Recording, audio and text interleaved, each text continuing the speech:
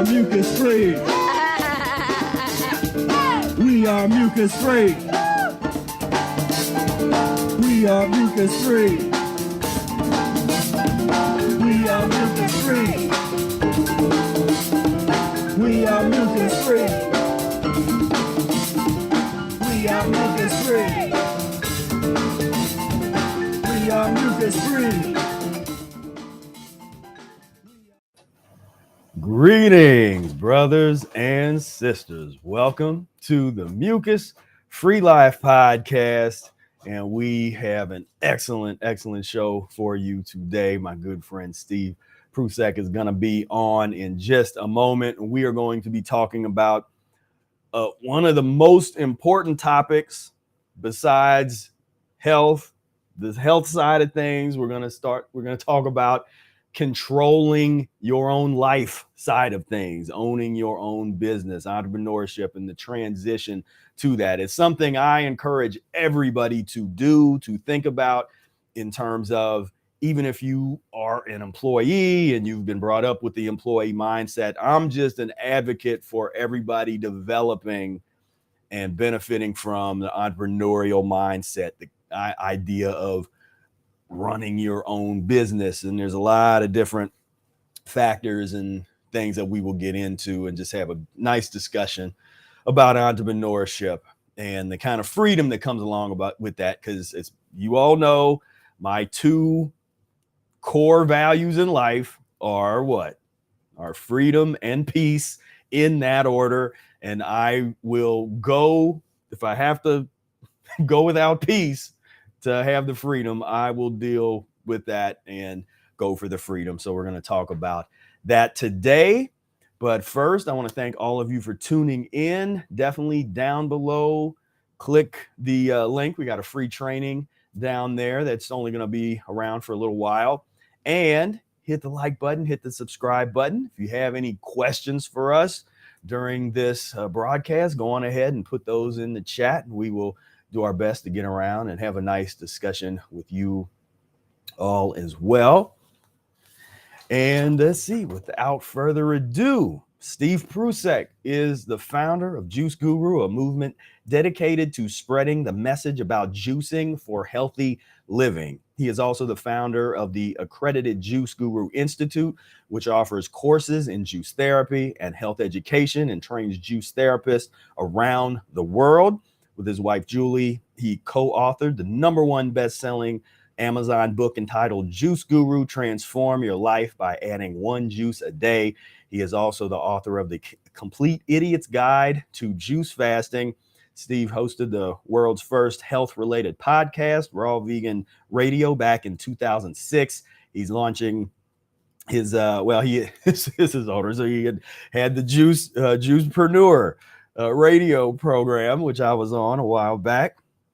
And he is just a great person. Give it up for Steve Prussack. What is going on, my friend? Professor Spira, great to be with you. And this is just great because Professor Spira and I, this is like a conversation we might have on a Sunday. And once we get going on this topic, it's hard to stop. So right.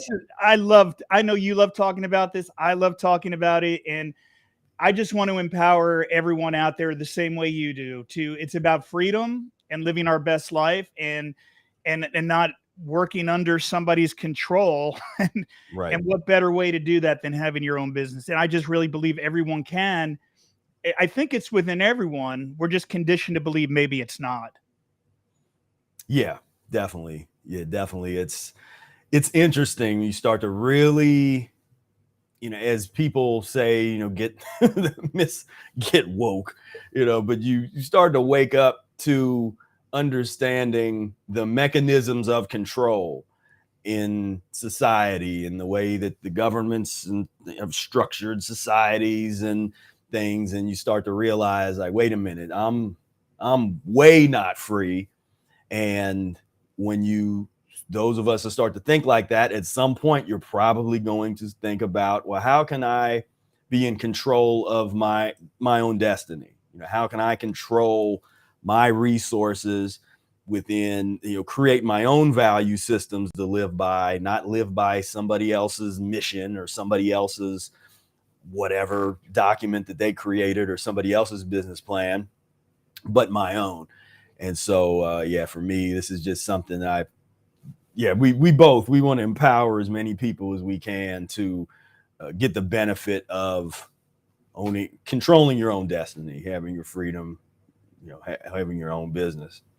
Well, it's never been easier. The technology really, I mean, it's amazing when you think about it. It's come so far in the tools at our disposal that we can use. There's a lot of fear about AI, and I think we'll cover some of that and how that could be used to our benefit. It's a little Right. scary, some of it, some of the stuff I've seen around it, and we'll talk more about that. But so much to dive into, and I'm excited. Yeah. And I've got my juice with us, so It's happy Green Day. definitely. So tell us a little bit about how you got into being an entrepreneur. How did you learn how to do it? Where did the mindset come from? Yeah, just tell us a little bit about the backstory. Well, I did what they all told me as a puppet growing up. I went to college. I got the master's degree. I was an occupational therapist, doing what I thought needed to be done to inspire people to get healthy through wellness. And I remember the politics of being called into the office and them telling me, Steve, you can't educate about juicing because then we have to pay for juicers for the parent. It was just, I can't educate about juicing and health. And I was put under the control and eventually got fired. I remember they called me into the office and they were like, I thought they were calling me in maybe to give me a raise. Like, hey, here's an outside the box thinker. Here's someone who's really trying to help people. But no, it was, Steve, you're fired, and Wow. and shock turned to disbelief. I went home and told my wife. We were living in LA. I had a 3-year-old stepson that we're raising together. And here I was losing my job that I'd, been doing for 10 years in a school district and didn't know where to turn. And I remember the 7 words that changed my life when Julie said, what do you want to do? Like, am I going to go is that 7 words? What do you want to do? It's 6. That's 6. Yeah. And I just looked at her and I was like, look, I'm going to have to go find another job in another school district, work with kids, try again. But then she said to me, is that what you want to do? I never see you more lit up than when you're talking about natural health, juicing, mucus-free living, all this stuff that we've spent our life learning and we're so passionate about and just want everyone to know. And so it was when those words sunk in that I said, well, I've got a podcast I do for free and maybe I could figure out a way to make money doing this. Maybe I could try at least. I know some people are listening to what I'm saying and basically just really went through it all to figure out how to make this into a living. And it grew and grew and grew. I figured out and connected the dots and just kind of worked my way out. And like now I just want to share what worked, what didn't work, so other people can avoid those pitfalls. And because I've done it all, Professor Spear, I've done it all. I've done summits, digital magazine, books, online courses, everything you could pretty much imagine online growing a business, and really figured out what it took to now where we've certified over 2,600 people all over the world with our Juice Guru method. And I'm teaching them how to build their own business. We've had amazing success stories. So now, it's not like the voices don't come, because I know people are thinking now, yeah, but it worked for Professor Spira, it worked for Steve, but I don't know. Can I do this? Can I? And the one thing I want to say is you can, and you should, and you think back to where you were 5 years ago on your health journey, and what it took to get you to the next step. And that's your audience. Those are the people you can reach. Yeah, most definitely.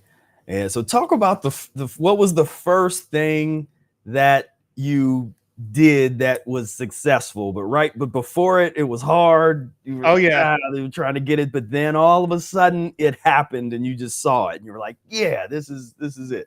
Well, I remember the failure right before it, because I had this podcast. I'm like, you know what I'm going to do? I'm going to make, and this was bad. When did you say? I forget what year it was.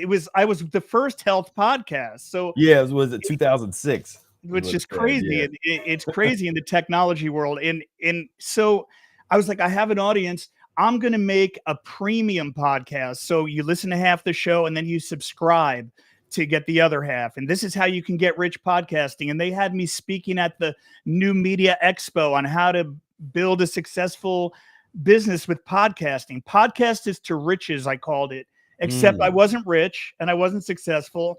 And I was trying to teach people this model that ended up failing. So that's when I fell flat on my face and said, well, that's not it. It was great until it wasn't. What really dialed it in, though, was just really getting focused on our message and who our audience is, and not trying to inspire the world. Because it's like this saying, there's riches in the niches. The more narrow we get with the people we try to reach with this message, then the more success. It's like drilling for oil in the backyard. You know, you don't want to, or it's like throwing a penny into the ocean. It's all right here around us, and we've just got to hone it in. So when I did that, that's when I started to experience more and more success. When I got more focused, when I figured out who my audience was, and it was, for me, it wasn't just raw food or fruitarian or plant-based or vegetarian or conscious living. I did all those niches, and it was going back to where I got into this, and it was juicing, and that was my reason. So we find out our why. Why did I get into this? And when I drilled deep and I said it was juicing, then that's where it all started. And I had to figure out my audience, the people that are looking to lose weight or get healthier with juicing. That's where I started my journey and started building a tribe around that idea. Yeah. And I think it's always important for us to talk a little bit about some of those the failures, because if you talk to any entrepreneur, they can just give you a list of failures, and most people don't realize that, or they only see the thing that hit and think that was the one thing they did and that everything was perfect. But any entrepreneur, they can tell you, like, yeah, I did this, or I did it at this angle, this didn't work, and really I did it all.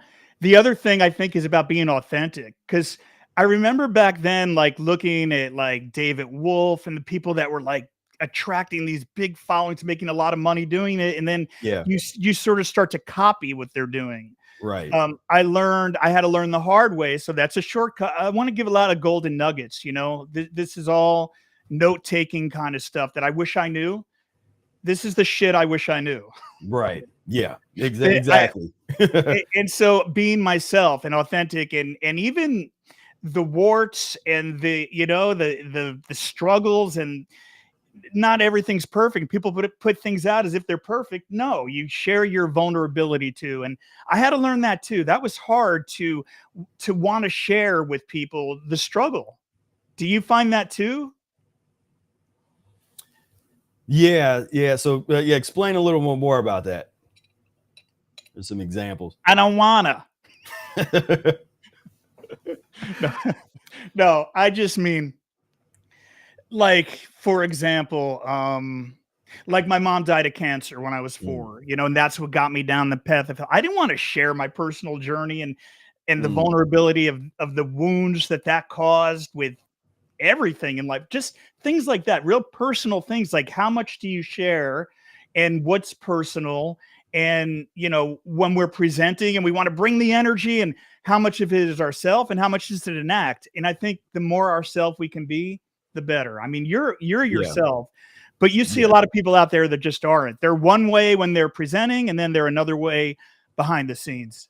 Yeah. That's a good point. You're right. You're right. For me, it's one of those things that I kind of take for granted, because I always, I've enjoyed being on stage since I was young. And if I be on stage or in front of a camera, I feel comfortable. Give me a microphone. And, that was my thing. And because I would even tell people, and I don't know how much this would help anybody, because this was like one of these things that I had. I'm more comfortable being emotional on stage, telling a story, than if I'm just, like one-on-one with somebody or in there. But if I'm on stage in front of a lot of people, as I did that in my my bachelor degree performance recital where I was giving a talk and I started crying. I was talking, referring to my Wow. aunt and this whole kind of thing. I wouldn't do that if I'm just talking to somebody, but I when I'm on stage or when I'm in that space, whether because it's also it's a place for education.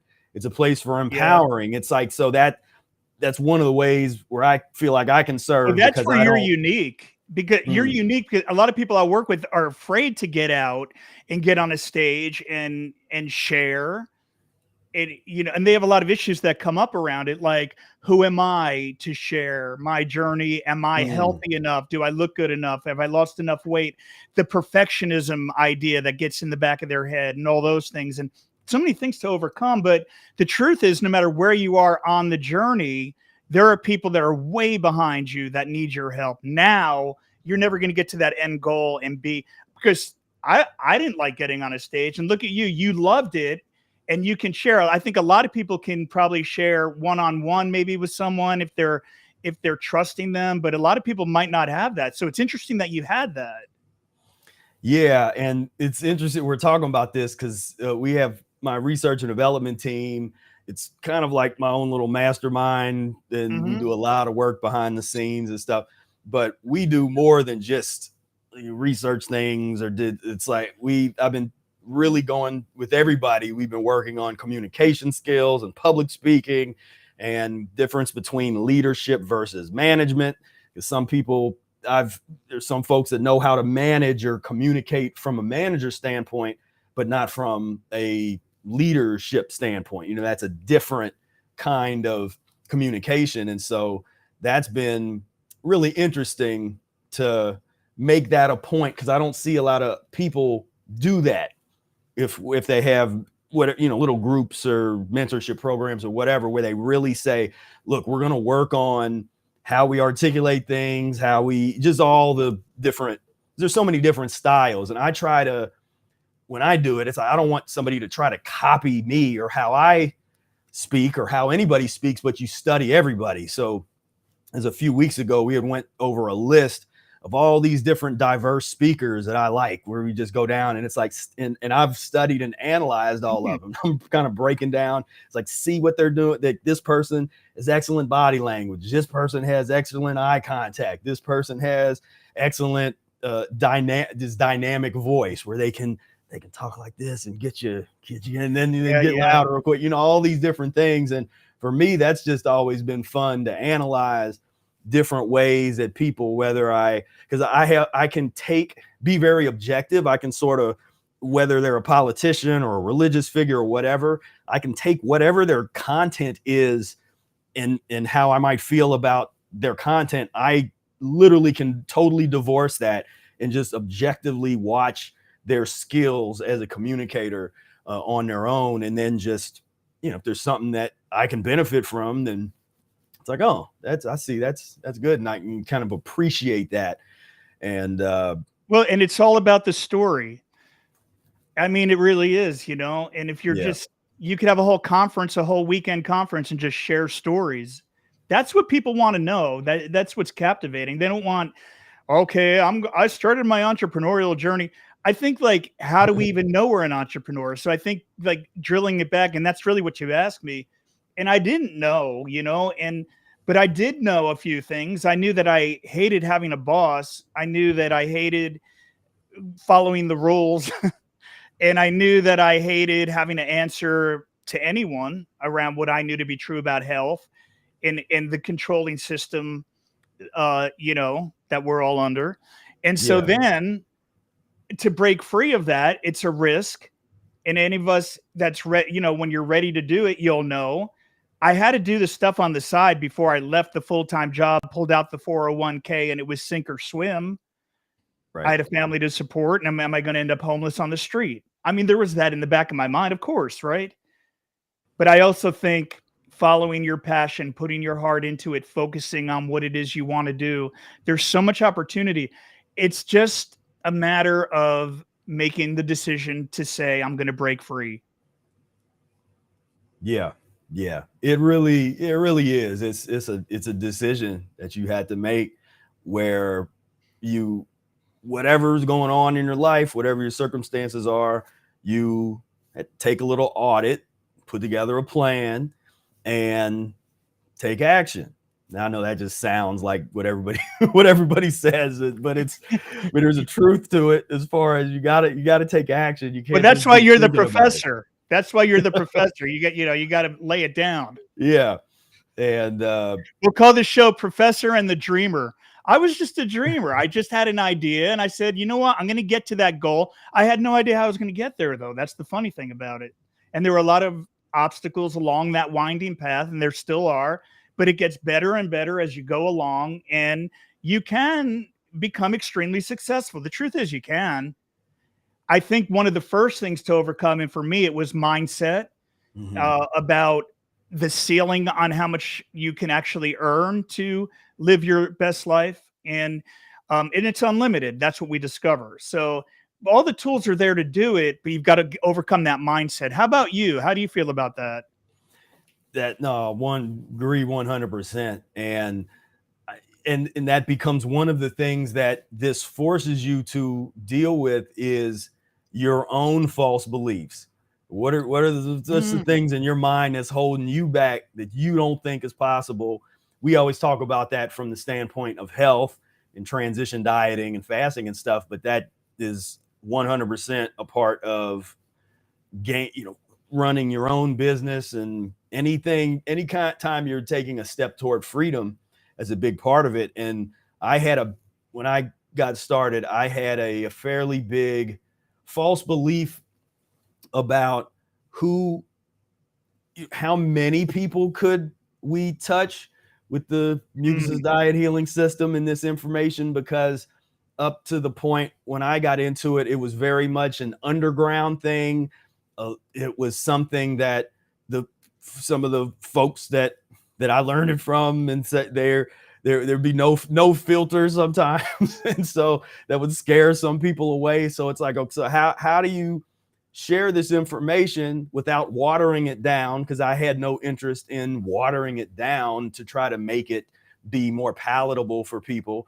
So that was the challenge was, okay, how do I share this information without watering it down, but giving people what they need for the folks that are ready? And so when I got started, I thought, there's probably not a whole lot of people that's going to be able to get into this or get to it, but we'll still put it out there. And like and this is probably a good story for this. When we started the Facebook support group, there was such a small group of people in there.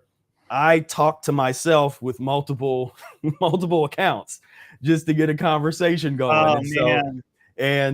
and for me, because I grew up in I didn't have siblings that I grew up with, so I Mm, basically grew up like an only child. So that mm. playing with myself and being Oh, imaginative and that okay. kind of stuff, that was sort of my that was I had my childhood forced me to essentially conquer loneliness. There's a lot of people, they're not around other humans, they get lumped. For me, I'm just like, this is what it is. I mean, Yeah, yeah. let me play with, and And so it I was was using. fringe. It was fringe. Now it's not. It's Yeah, yeah. And I tried, and that was something that I really put an effort into, was being able to communicate the message in such a way where people could it would go through any kind of prejudices that people might have about the messenger. Somebody look at me and they'd be like, I don't like the way he looks,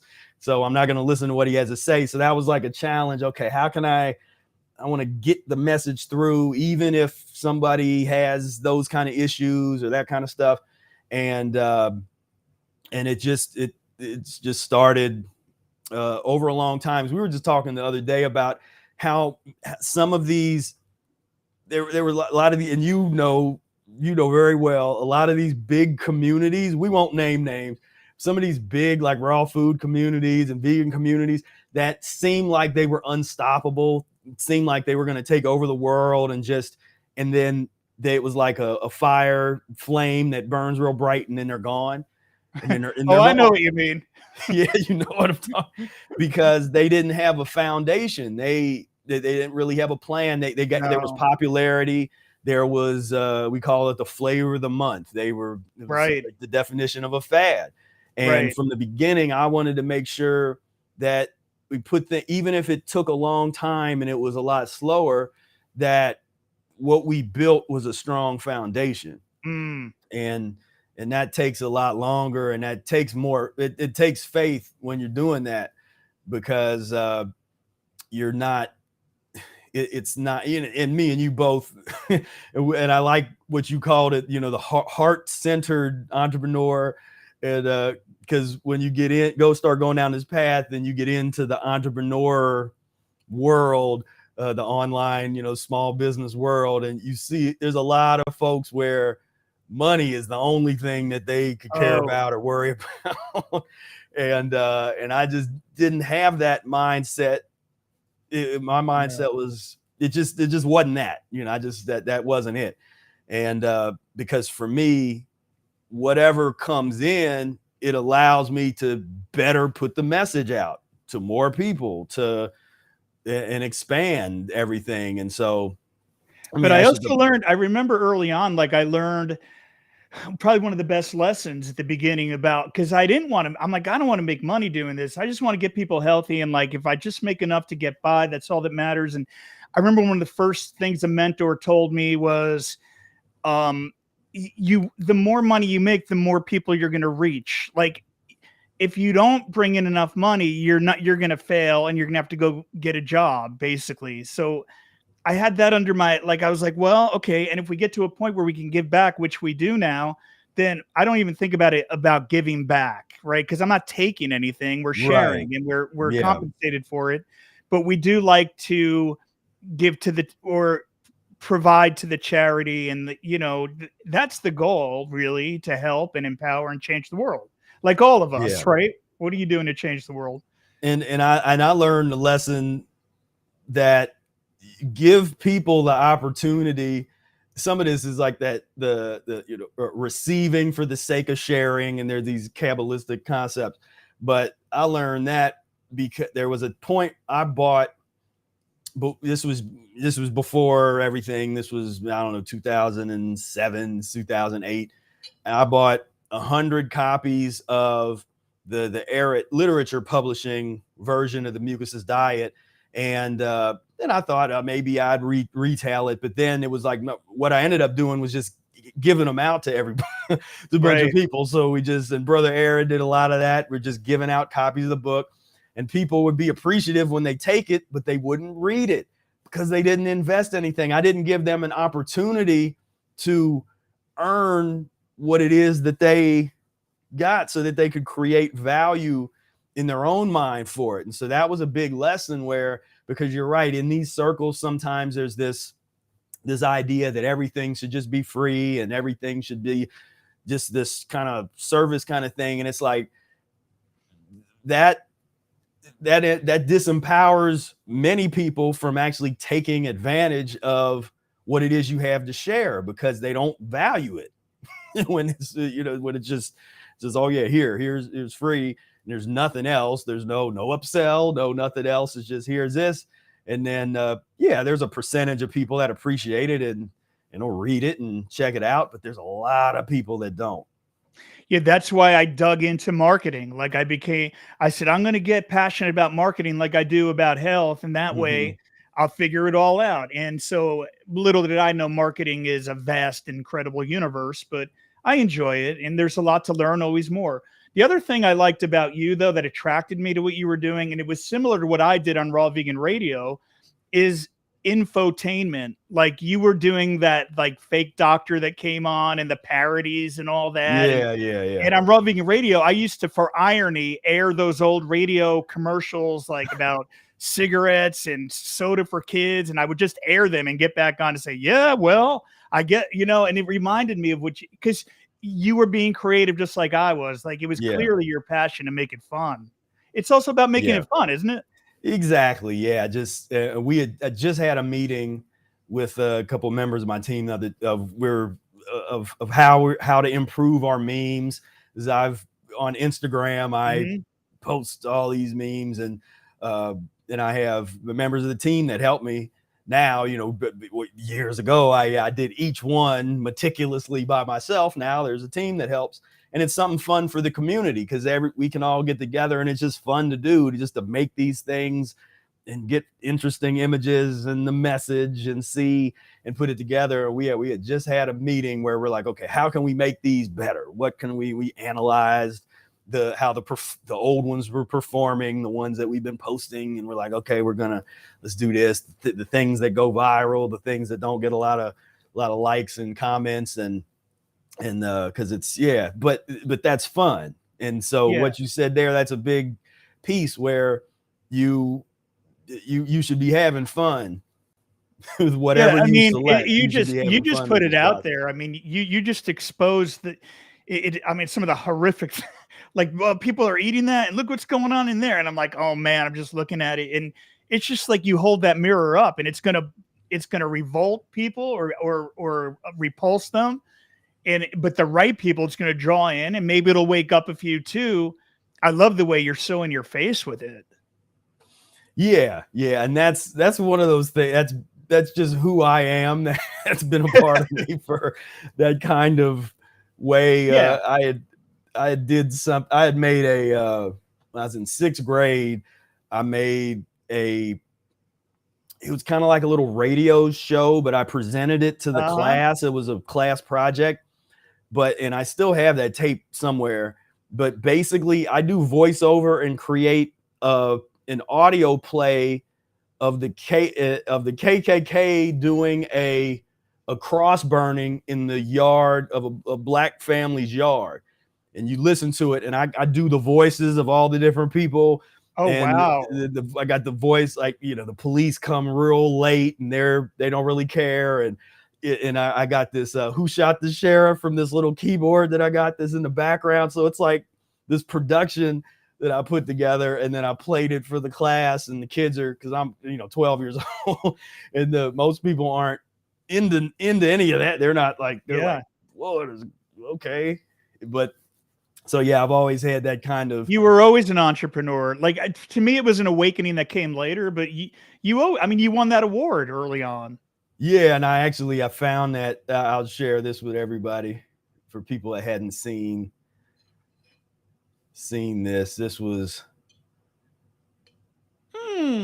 so this is me when I featured when I was in 6th grade. I did a toy convention. So each year they would have an invention convention. Oh wow.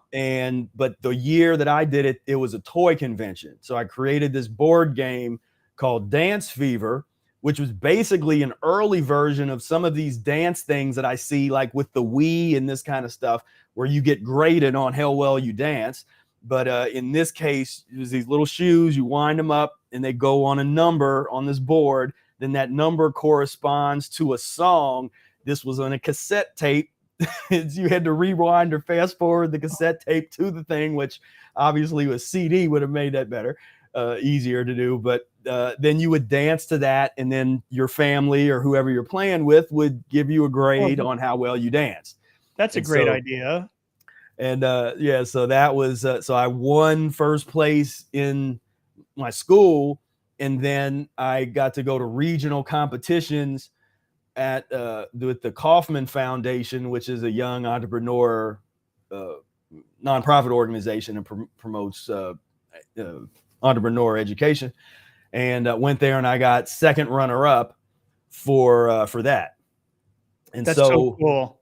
This was what was really cool about this was, and this was one of these things where generally the only kids that got to do this were the so-called the smart kids that were in those special smart kid programs. And I was never I never got into those because my testing was never really well. It actually took me a long time to learn how to read. It took me longer. I was like a late bloomer. But that structure, the way the elementary school was structured educationally, just was not good for me, in terms of it just was for my type of intelligence and my type of learning. It was really hard. And so I was really frustrated a lot of the time. And it wasn't until I started getting a little older or started to bloom a little bit. So I had to actually push and to really even get the opportunity to be in this thing, because I wasn't supposed to even be in the thing, because that's the smart kids. And because, I don't know if they still do that, but we used to have reading groups, and there was like the advanced kids that had all this access to extra stuff. And so I got in there, and then and that's when people started telling me here, they were like, you could sell ice to an Eskimo. You had this sales ability, because what I was also doing at that age was, so I was in Boy Scouts, and we didn't have enough money for me if I wanted to go to summer camp. So we had a fundraiser selling mulch in the spring. So we sold fruit in the wintertime and mulch in the spring. And I would always do better with the mulch. So I would go door to door to hundreds of houses in my neighborhood and sell mulch, as this young, cute Boy Scout. But I was getting my pitch together. So you knock on the door and the people open it. And so I just had this like, hi, my name is Michael Goki. I'm with Boy Scout Troop 164. And today I have some mulch here for whatever I said. I had, it was better than that, but I had a nice little like line. It was just on point.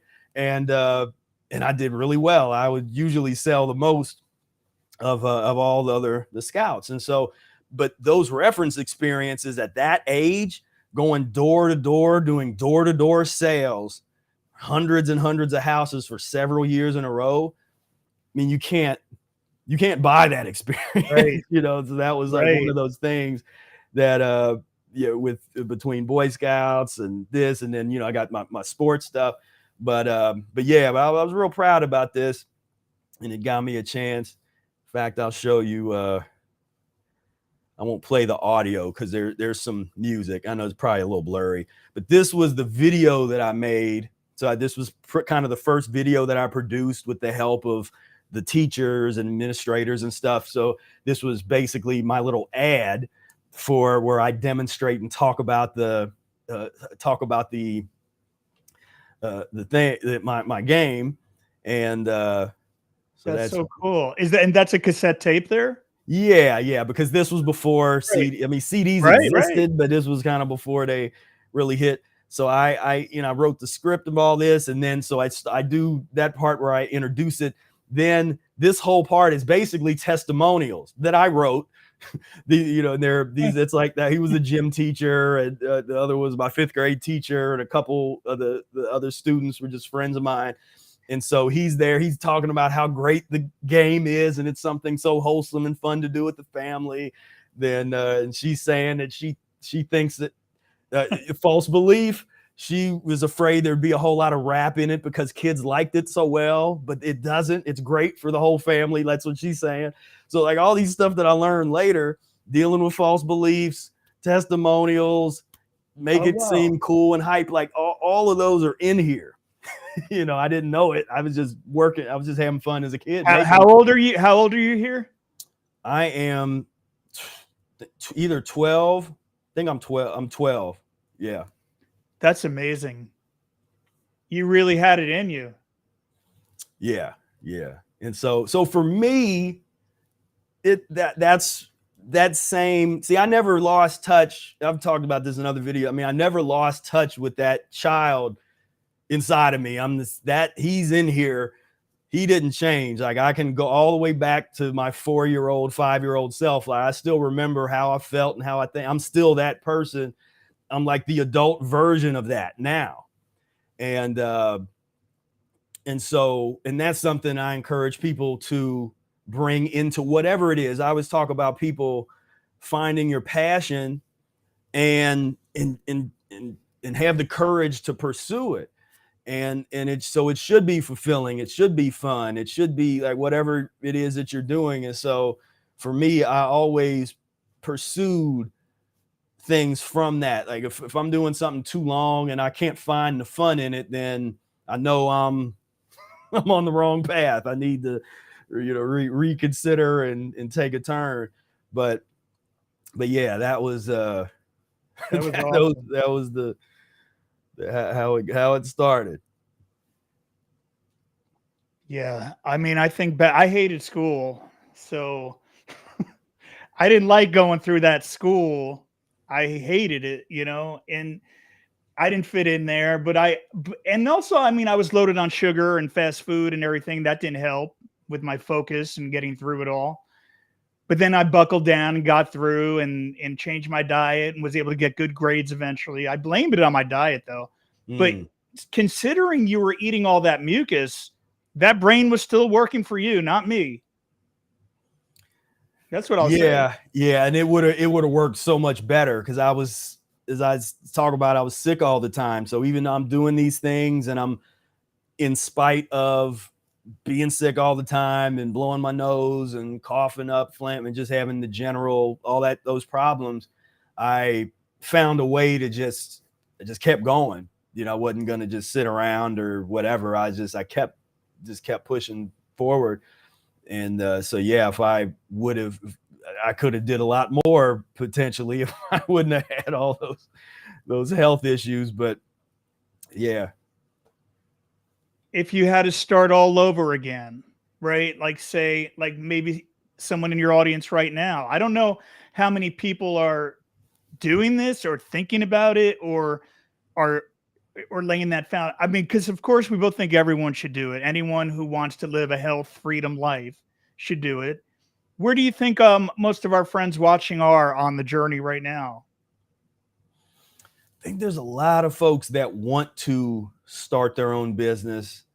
They know that it's a good idea. They have that idea. They kind of know what they want to do, but they're scared to say it. They're scared to put it out there into the universe because somebody might hear it or pull them down or that kind of thing. And they might not know exactly where to start. And so you get into this waiting cycle where you're just perpetually putting it off to where it's okay, well, it's like I'm starting, I'm doing my job or whatever. And so once I save up enough money, then I'm going to start, then I'm going to do, whatever. And of course I encourage people to start like right now, like as you're on here, take out a sheet of paper and start sketching out ideas and brainstorming and put together an outline for some kind of business plan. And you get those ideas together, and you do have to be careful about who you talk to about it. And then I wish you didn't have to. I wish we were in nice environments with supportive people where you can just talk about these things and not get shot down. But you do have to be kind of careful about, and that was something that I was pretty good at, where I did a lot of stuff where I just did it and I didn't tell anybody I was going to do it. And so for getting things started, that was good. But for scaling and taking things to the next level, that's not as good. And so we'll talk about that later, where Steve actually helped me out with that. And but yeah, I think that's where a lot of folks are at, is they just. I love what you said there about who you tell. Because when I said to you before, what are you doing to change the world? I say that for my own irony, because and my wife will know what I mean by that. Because when I did take the leap and I left the 9-to-5 job and I gave up, a 6-figure salary, and my parents helped me pay for some of my master's degree, and my stepmom said, I mean, there was so much resistance. There wasn't encouragement. It was, you're going to fail. And I'm like, but I want to change the world. And she said, well, what are you going to do to change the world? Like, it was so negative and horrifying and so in my head that, like, my wife and I walked out of the restaurant, I was so pissed. And it was the kind of thing like a cancer. It could have eaten at me. I could have given up, because this was my stepmom. She raised me since I was 4. We trust the people closest. So I was thinking, yeah, maybe I am a failure, and maybe I'm not going to be good enough, and maybe I'm not smart enough, or maybe I'm just not going to figure it out. And there was so much self-doubt. that's why I think what you said, Professor Spear, about who you tell, even your own closest family members, just be careful, because that, luckily I had my wife to lift me up out of that dark spot that mom put me in. Love you, Mom. Yeah. It's it's such an important part of this path, and you're putting yourself around the right people, talking with the right people, the supportive people, uh, finding your mentors, however you do it. I came out of, it was later when I really put myself around more business mentors, because I started off in academia, going through becoming an artist, but studying in academia, then getting deeper into master's degree and PhD, then started teaching, and so I sort of lived that life first, and in academia, mentorship is built in at the not the undergrad and stuff, but graduate school, mentorship is built into the system in most fields. And so it's not something where you have to go seek out. It's kind of built in. And so, I experienced it there, and I experienced it as I wrote about in my dissertation, finding mentors that were outside of academia that were really great musicians, to go learn the stuff that they don't teach in school, the street side of music, and that developing a sound and this whole other kind of mindset and vibration. So I pursued that. Then when it was time to really get serious about starting the business, that was something that I'm very good at listening to, I'd say, the universe, or just when I'm led in a certain direction, I'm just like, okay, I'm going over this way, because my original plan was to just become famous musician, and I'd go on tour and tour around the world and do all this stuff. Then maybe when I'm in my 60s and 70s, I'll put out some books and talk about the diet, basically like when I've had my fill of touring the world as a musician, then I'll talk about the diet. That wasn't the message that I got from the universe. It was like the exact opposite. Universe was like, no, you need to do this now, and you're going to be able to do your music a little bit later. And so I was like, okay. And some people would resist that, and they want to do what they want to do in their head. And I was just like, no, okay, I got because I know I have the mentality and the skills to get this started, where I'm kind of in a unique situation, because I have had all these different experiences and things that over the years as background. So when I started the business, it was right at, I was finishing up my dissertation and my PhD, and I essentially used, for those, because I could have graduated probably two years earlier, but I used some of the resources that I had access to at that point to basically like a business grant or business loan to get, that's what, so I got Annotated Mucusless Diet written and edited, and all those initial books that we put out. I did that in that period. Got Mucus-free Life LLC. That has its own story, because as everybody's naming is always probably an interesting story, because it easily could have been something else. Because originally I had arnolderrett.us, and I was following a model of a gentleman named Luciano in Italy. He had created arnolderrett.it, and I had been communicating with him for a number of years, and he was able to really communicate well with Italians, with his Italian followers, and but that it wasn't resonating with US audiences. When I would put out things in that way, try to create forums, he had these really great forums and all these things going, a lot of people buying the books. It was a different culture. When I tried to do the same thing in US, it wasn't happening.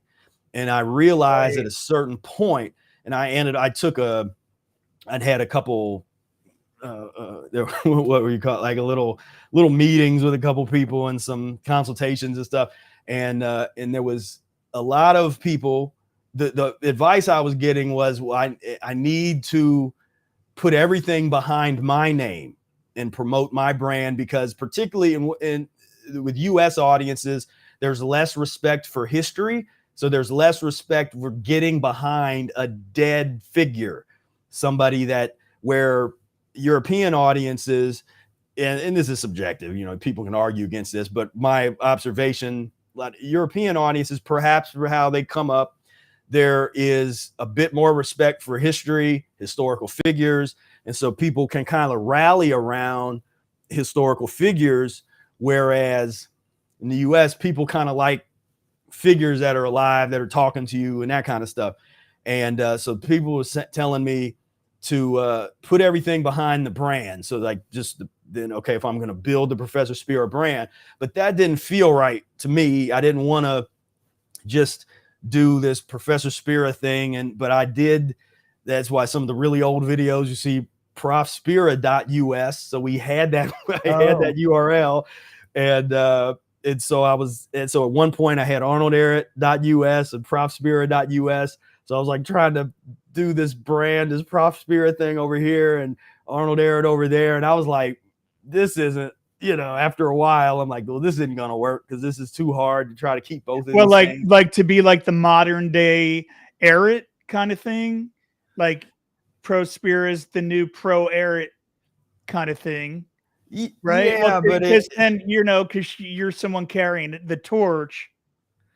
Yeah, I mean, that was the idea. It just never felt comfortable doing it that way with the name, because I'm also musician. So part of my mind is, how am I going to promote myself as an artist, as a musician? Then I want to promote the diet, and I want to promote Arnold Arrett and his work. And so I sort of had these three things, and it was like, and it just, the way I was going about it wasn't going to work, but I had to do it like that to know that it wasn't going to work. So, so I tell this story of how it happened. So ultimately I got the idea. I was like, what if I just put everything under a brand name? Because back then, I don't know what they're saying now, but back then that was frowned upon, because it was all about your personal brand, put it in your name, and that was it. So I actually went against I took part of the recommendation, which was, okay, arnoldarrett.us, putting everything around Arnold Arrett. That's probably not going to work. But also putting everything behind my name, I didn't like that. So that's when I came up with, let me create a brand that's expansive, Mucus-free Life.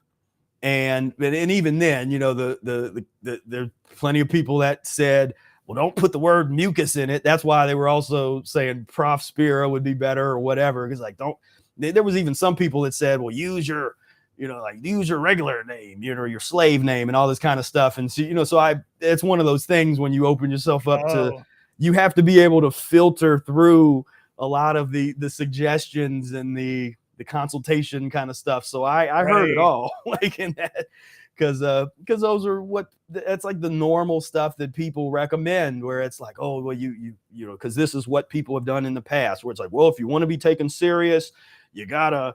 And that's even, that's the story of when Arnold Arrett had, if you look at different pictures of him, there's some pictures where he's got his beard and he's got his long hair, but there's those other pictures where he's like kind of shaven and kind of cleaned up. That, as the story goes, that was Fred Hirsch basically trying to get Arrett to clean himself up before a photo, because that would be more respectable.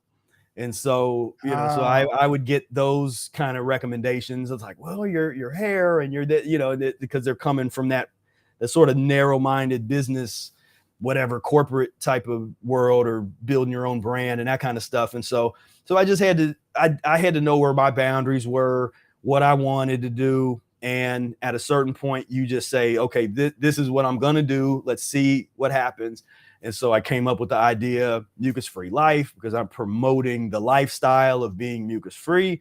And that's something that can be a brand that everything can go around it. So the Arnold Arrett fits in that, Professor Spira fits in that, mucus-free arts movement fits in that. So there's music and art and things that happens. You know, it's more than just me. We were just talking about this the other day too, where it's like it's not just creating a community that's like oh, it's the Professor Spira community. Like, no, like I don't know. It's the mucus-free community, and it's not about me. It's not about Brother Air or any one person. As Brother Air said, it's the idea that leads.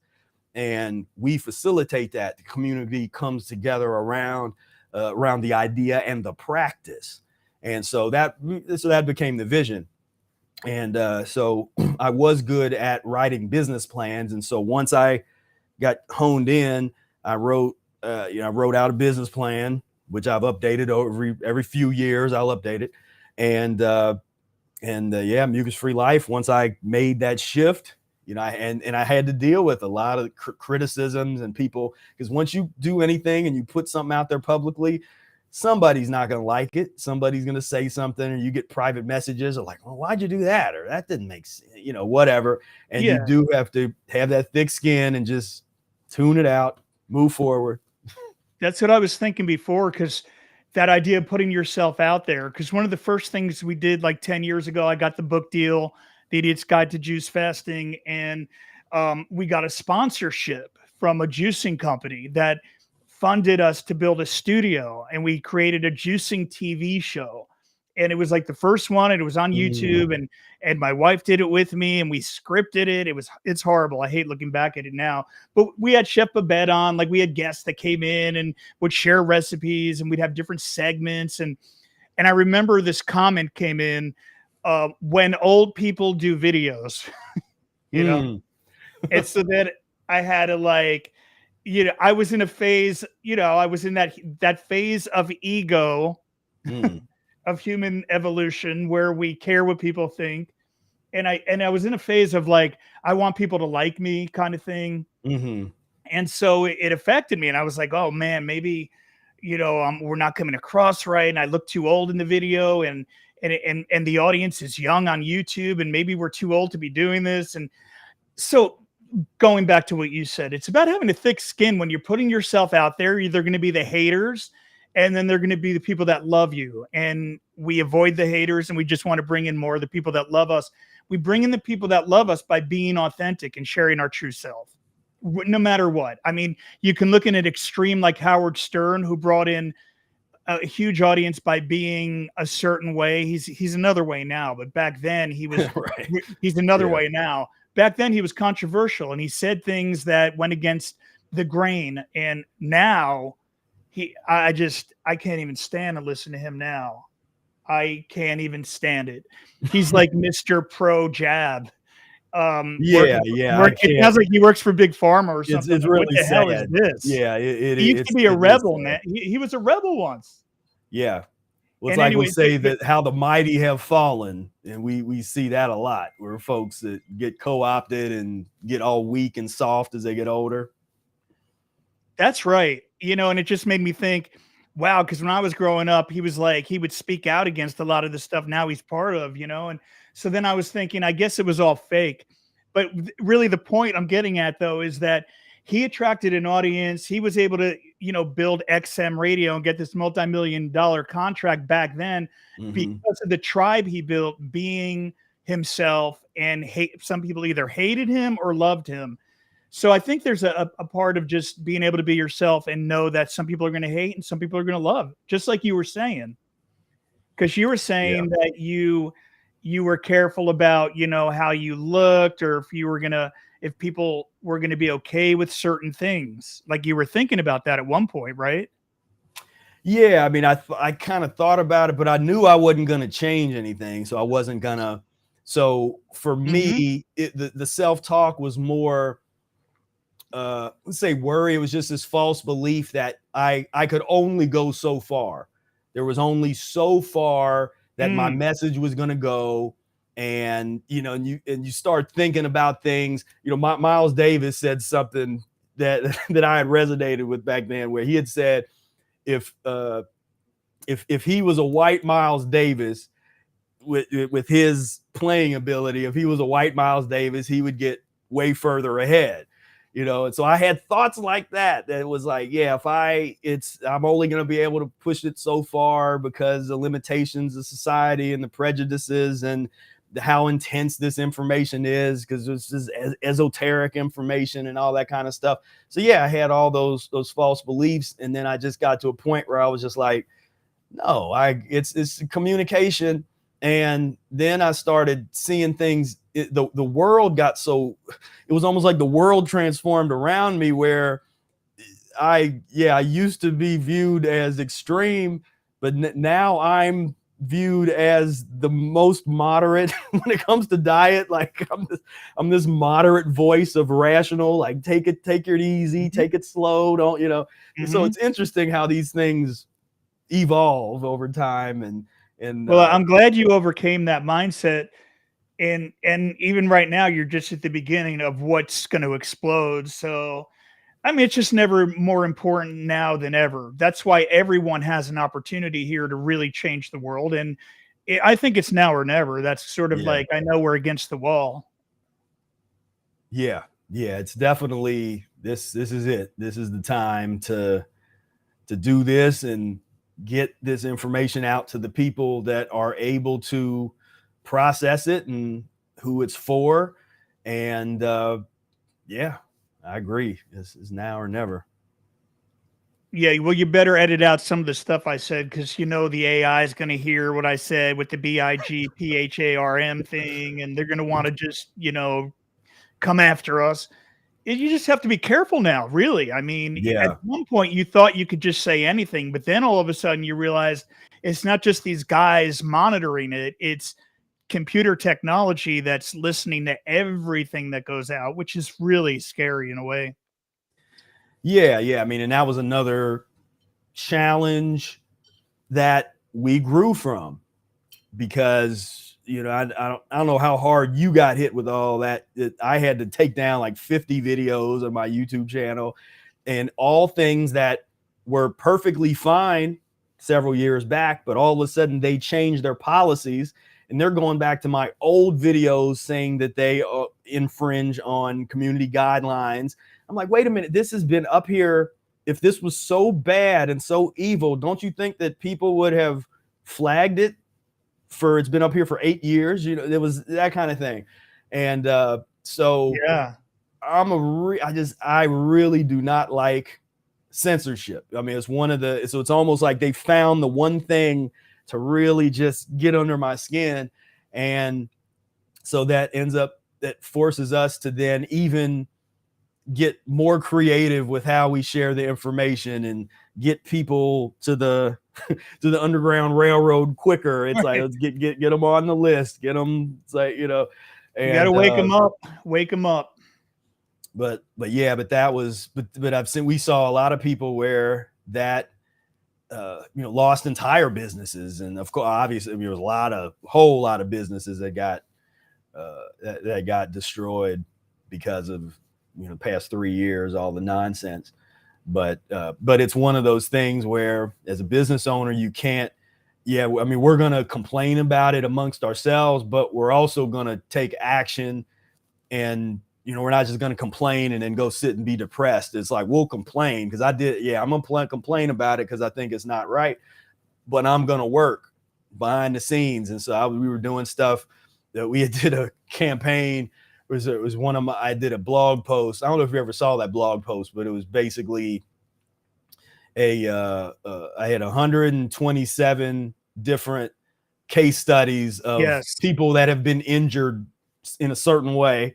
And I never shared it on any of the major platforms.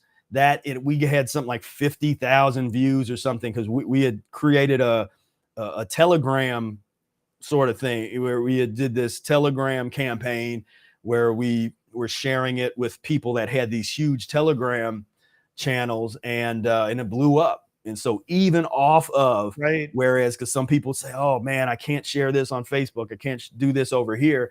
And it was like, we found a way, because we really wanted to get that message out and get that information out. And as a result, my website got hacked. Oh, So isn't then it I had a coincidence? coincidence. And not only that, it was in a really bad way where a lot of people don't know that this is how they play this game. There's certain malware things, they'll hack your website. Then they put all of this like bad porn links and stuff all over the place. So that Oh man. if Google finds out that you have those links somewhere on your site, then you get blacklisted with all the Yep. them. Yep. And so that's like some serious gamesmanship going on with there. But I was able to I had to spend the money. I got it all cleaned up, and I got a really good security system on it now. But this is just a couple of the stories in the back. Why don't you share a story? What's one of the challenges that you dealt with? They came after me too. They shut down my Facebook for 4 months, and that was the heart of my business of our advertising. And basically they did the same thing they did to you.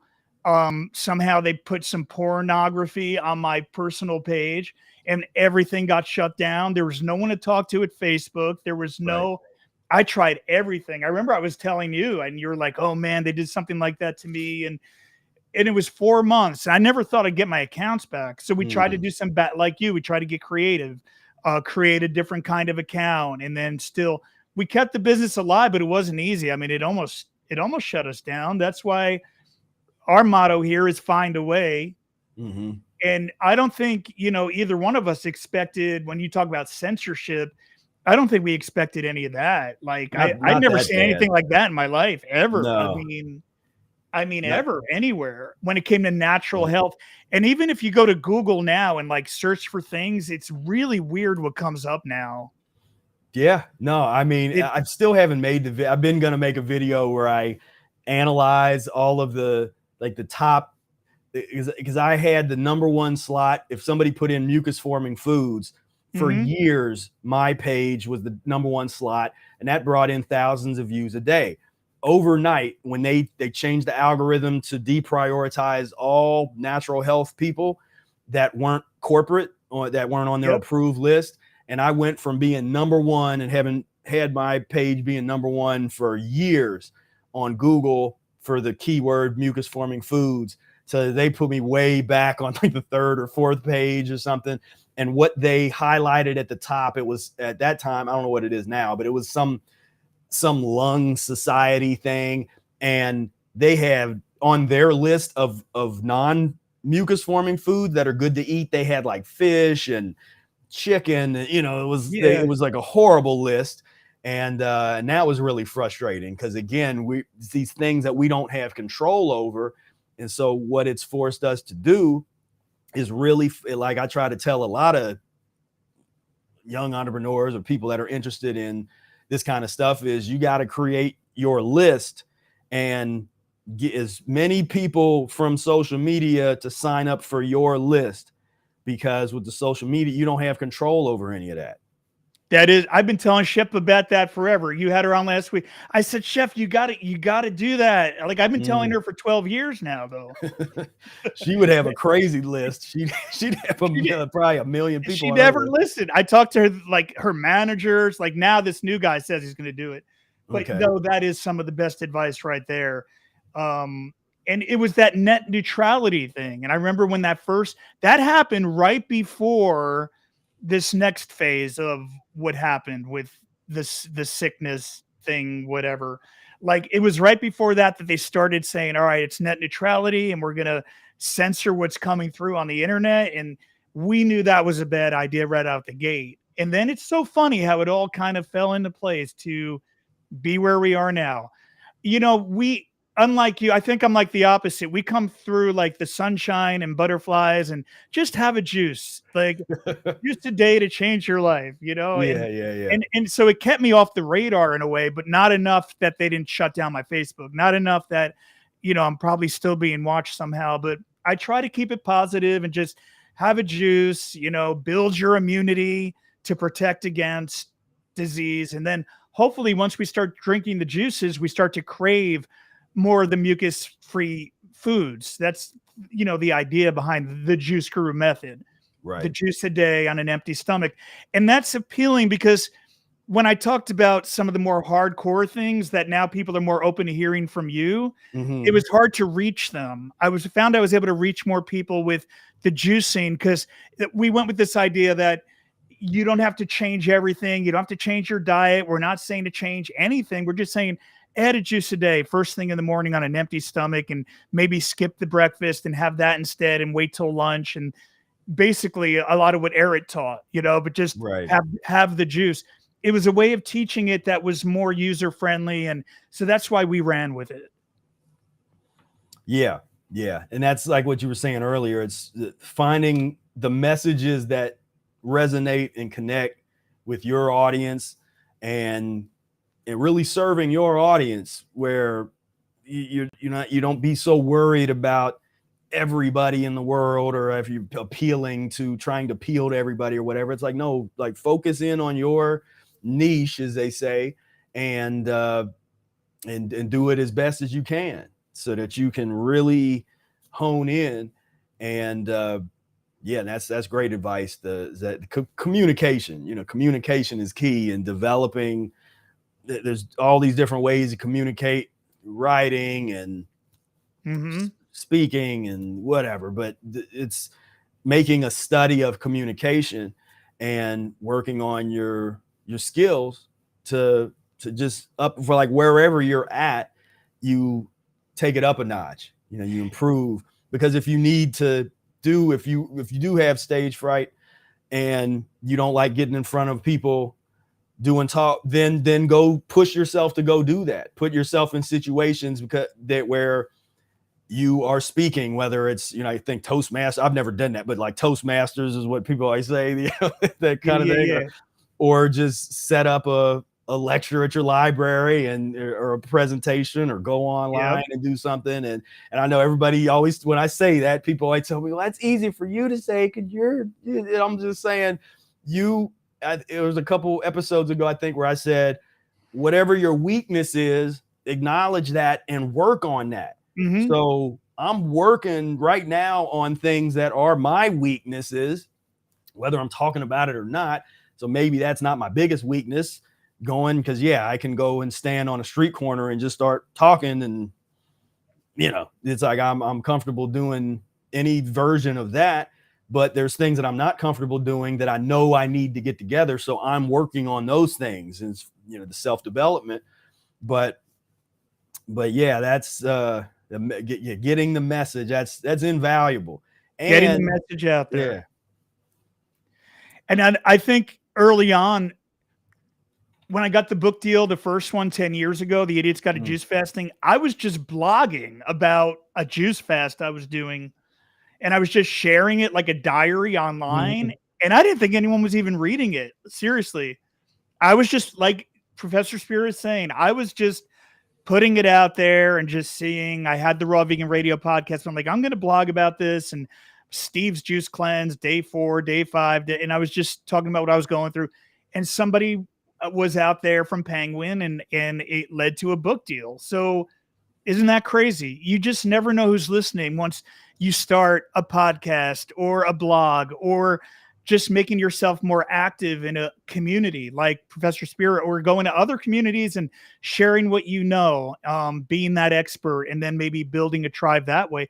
Because I was asking you earlier, like, if you had to start all over, what would you do? How would you start building that tribe? And I will ask you that, because maybe someone's there thinking, okay, I've got an idea, but where do I start?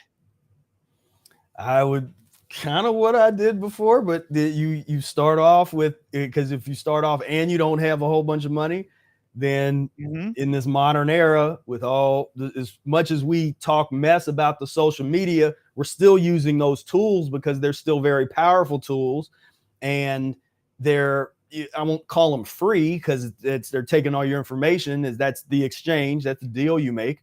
But I'd start setting up some accounts.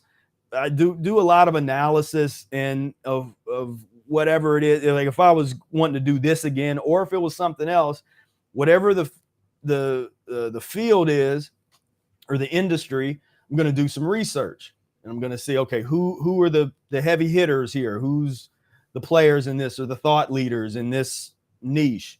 and check out what they're doing. What offers are they giving their audience? What's their message? So I'm going to do a lot of analysis and break things down in terms of what's already happening, and then create a list. If I don't have any money, I'm gonna go and find a MailChimp or whatever is free nowadays, and create that. That was the first one that I had. I had a MailChimp account where that was the first where I was getting people to sign up for my list. Then I went from MailChimp to Infusionsoft, and I had Infusionsoft for a number of years. This was like 2014, 13, and till I graduated to Kartra, and that's a whole other discussion where you compare technologies and platforms, and everybody kind of finds their thing that you built up. But I just rebuild, and it doesn't matter to me what the field is. Besides, obviously I want to. If I'm gonna do it, I'm gonna be passionate about it. But if I was just going to do sales, or if I just wanted to try to make money, then maybe, because a good place for people to start is affiliate stuff, or you can find, products that you like, that's in alignment with your spirit. And then you promote those things, and you create a blog or create YouTube channel or some kind of thing where you're putting out content, people are coming in, they're signing up for your list. Then you do little campaigns where you get people into whatever the things that you're doing with your affiliates.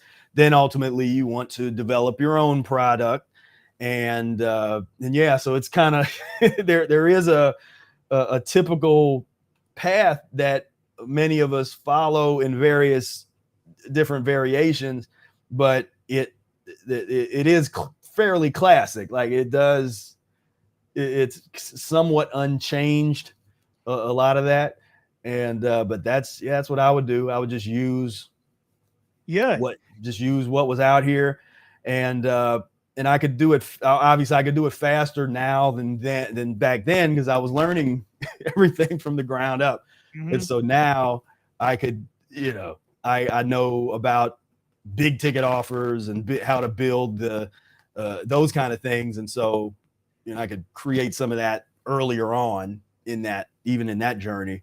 But creating viral, I know how. If I really need to create viral content, I know how to do that. I'm not focused on that as much right now, so that's what you don't see as much of that real fun viral content, because I'm just not working on that.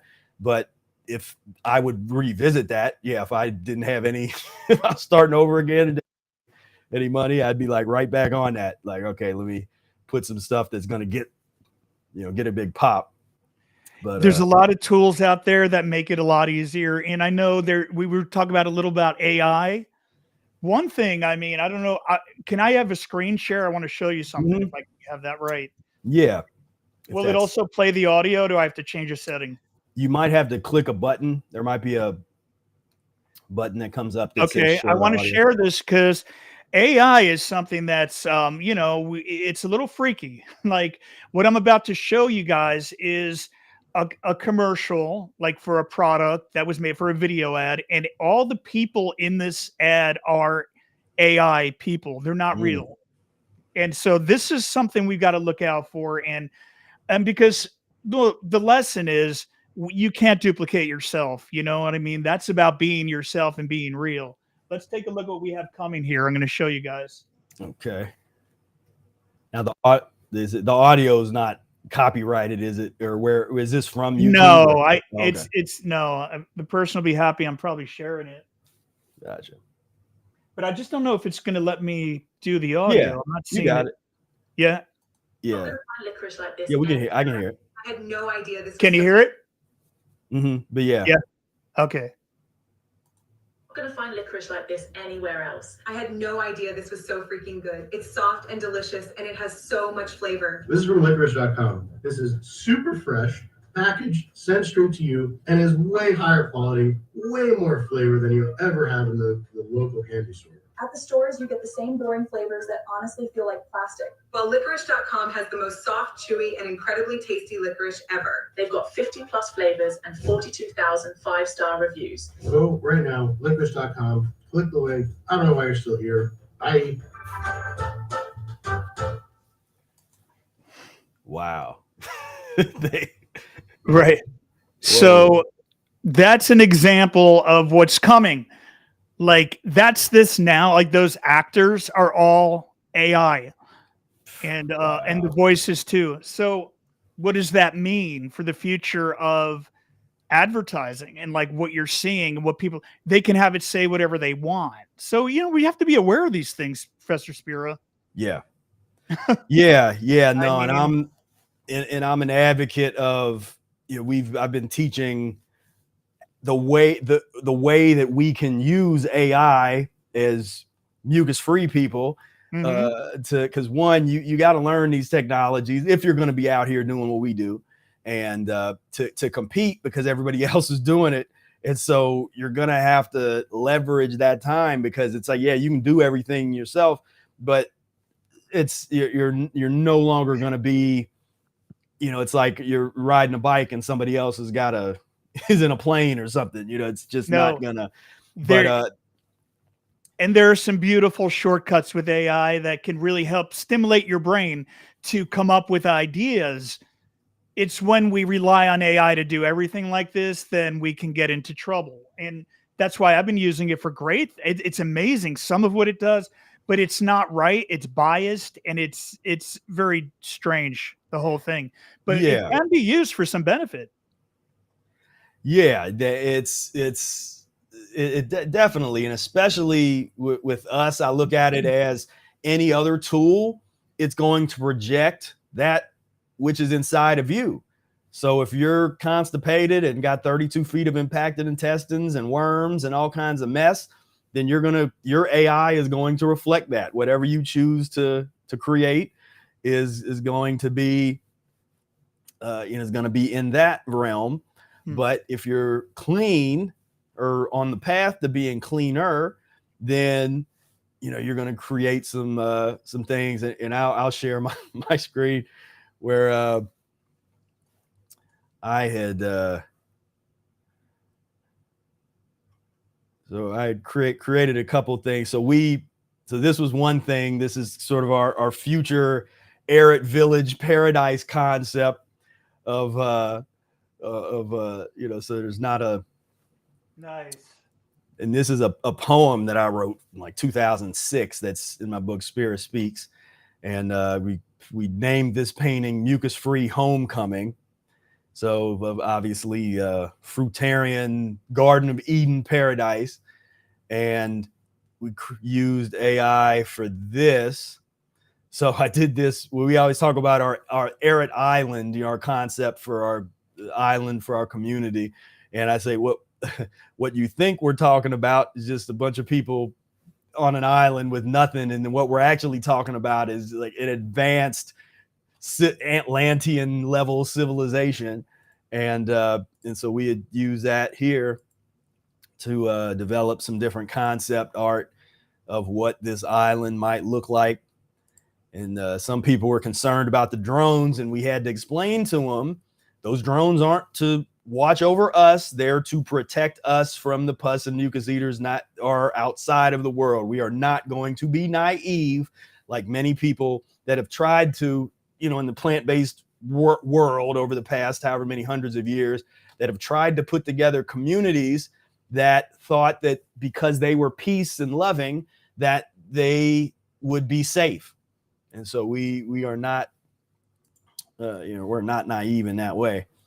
But this is just an example of if, you can use AI to create a candy commercial, or you can create, you can create this. And now this was funny. So what I had to do, because it didn't take long for AI to actually start censoring me. And so I found ways around it. And so get this, because I couldn't do, if I typed in something like people crying and sad at a Thanksgiving table, that they said, oh, we can't do that. Or if I said a Native American with a pilgrim crying and sad, it wouldn't let me do that. So I found a loophole. I told it, make people crying tears of joy at the Thanksgiving table. And this was their interpretation of tears of joy. was Oh, okay. That's a nice way around it. Yeah. And how did you get all the mucus out of them? Well, that was in the script too, where I'm like, people, pilgrims sitting at the at a Thanksgiving table, blowing their nose or mucus coming out of their nose, because it was fine with that. I could say, have mucus coming out of your nose, crying tears of joy, and it doesn't know how to. It might be better now, but back then it didn't know the difference between tears of joy, what that would look like, and then just tears of absolute horror. So it's still by the way, these are great. Yeah. Thank you. Yeah, this was really fun. Good. Yeah, this was fun, and I put the video. I did edit the video myself, where I put that together for the reel. But you should you should do a children's book with it, because remember that one you read on that video? That was awesome, but you could do something even better now. Yeah. I thought about that, and I did. Oh, look at that! This one, with all the people eating. It's just messing with it to find the right script. And one thing that is super duper helpful, which here's a nugget for anybody that is working with any kind of paid ads on any of those platforms, Facebook or Google or any of them, is always run your ad copy through, whether you generate it there or you write it yourself, run it through the AI and tell it and ask it, does this comply with Facebook ad policy or Google ad policy? And because it's like AI knows AI, it's like you're literally using AI to create something that will communicate with itself, that will be later on a different platform, but they kind of share all of their information with each other. So I was actually able to overturn a YouTube strike by having AI help me generate a retraction order against it. Wrote out a big thing, and it just nailed it. And I had put all this info, all the guidelines, I copied and pasted all this stuff in there, as well as the words that were actually in the transcript from the video that they were wanting to try to give me a strike for and take down. And it put it in there, and then it came up with an argument that AI respects, because it's like, you want AI on your side, because a lot of these gatekeepers are now AI. All these gatekeepers, where there's not a human looking at anything. It's AI first. So if you use AI to communicate with, it's like your AI is communicating with their AI.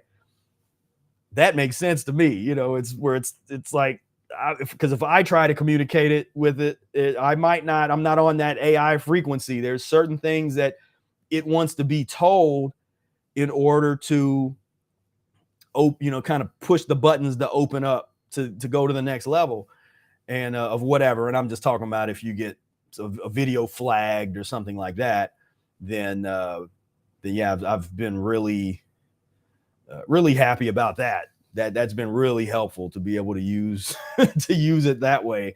And I do that with my ads now. That now I'm getting into the ad game, and because it's frustrating that where someone like me, I have real testimonials from real life people, but some of the things they say could get me in trouble on a platform like Facebook ads. Them just telling their truth, as the young people say, I'm telling my truth, telling their story of their journey that is 100% factual, nothing, no actors, nothing weird, doesn't matter. If they say the wrong thing, and the wrong AI bot doesn't like it, then they target your account. And once you're targeted by the AI, then as you experienced, it's not fun. And No. they're looking for a reason to shut you down. No, that's great that you found a way around it. It just, wow. Everyone's saying now, I don't know if I want to start my own business. No, but there are ways around it. I love that you got creative asking AI, hey, is this all right? Yeah, like, yeah, no, I definitely, I have the habit of doing that now. And because I had to, it's been a challenge for me to transition. That's a whole horror story with my own, just getting into paid ads and that whole stuff.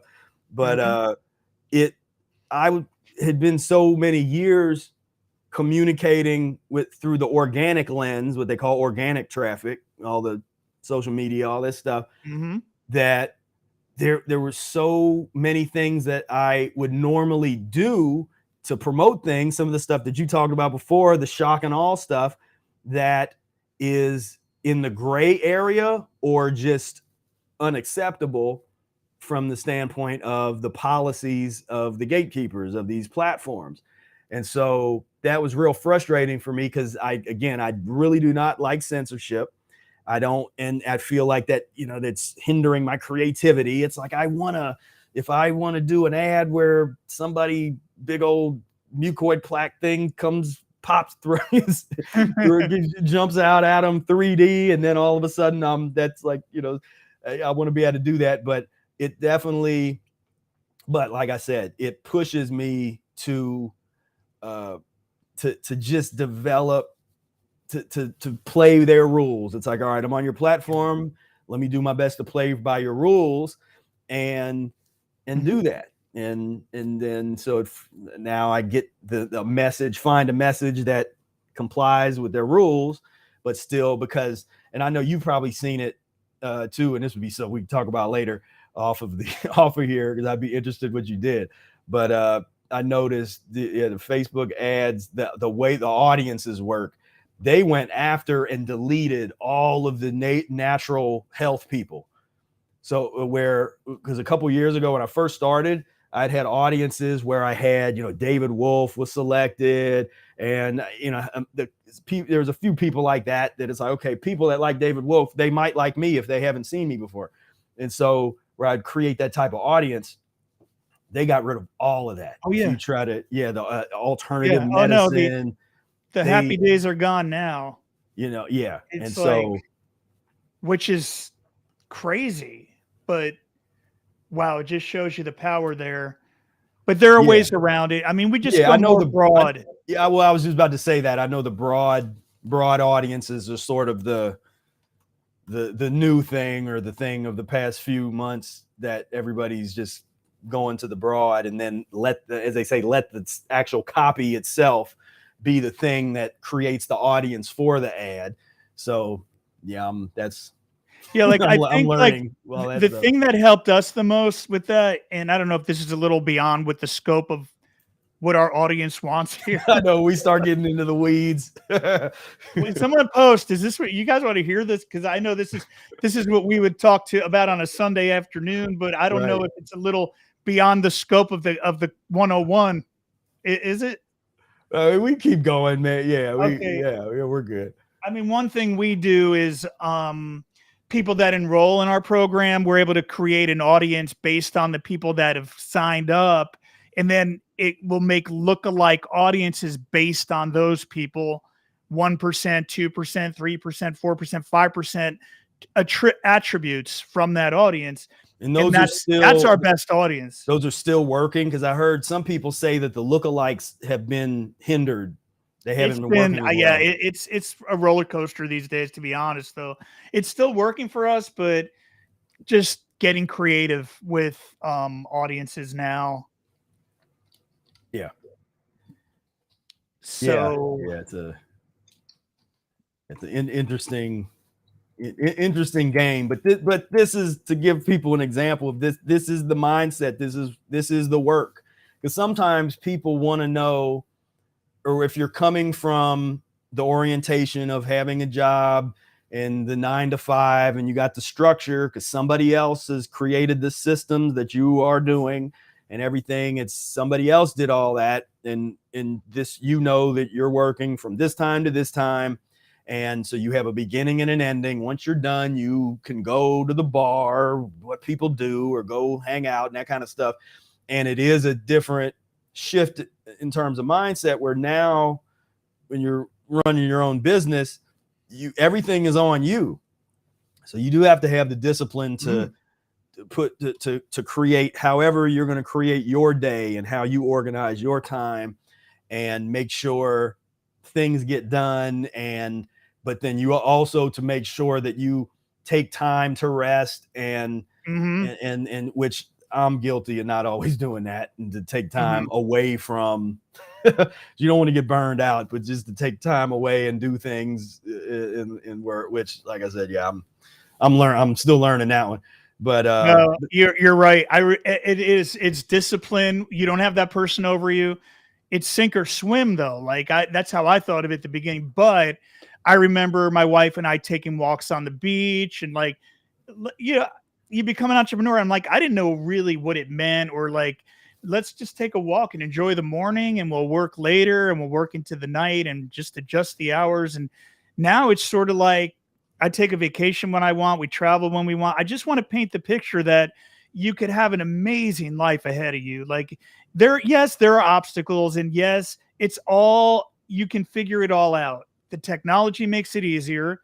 It starts with the vision, the mindset, the focus, and then you can have the kind of life that leads you to freedom, that you can get organic food, and you can travel if you need to, and you can take more time off and not work, as much or as hard.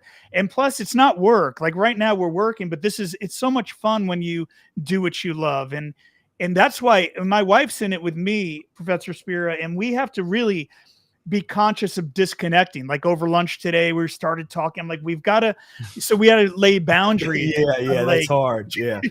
Like we got to put the business aside because it could overtake everything. Even if it is fun, it's still work in a way.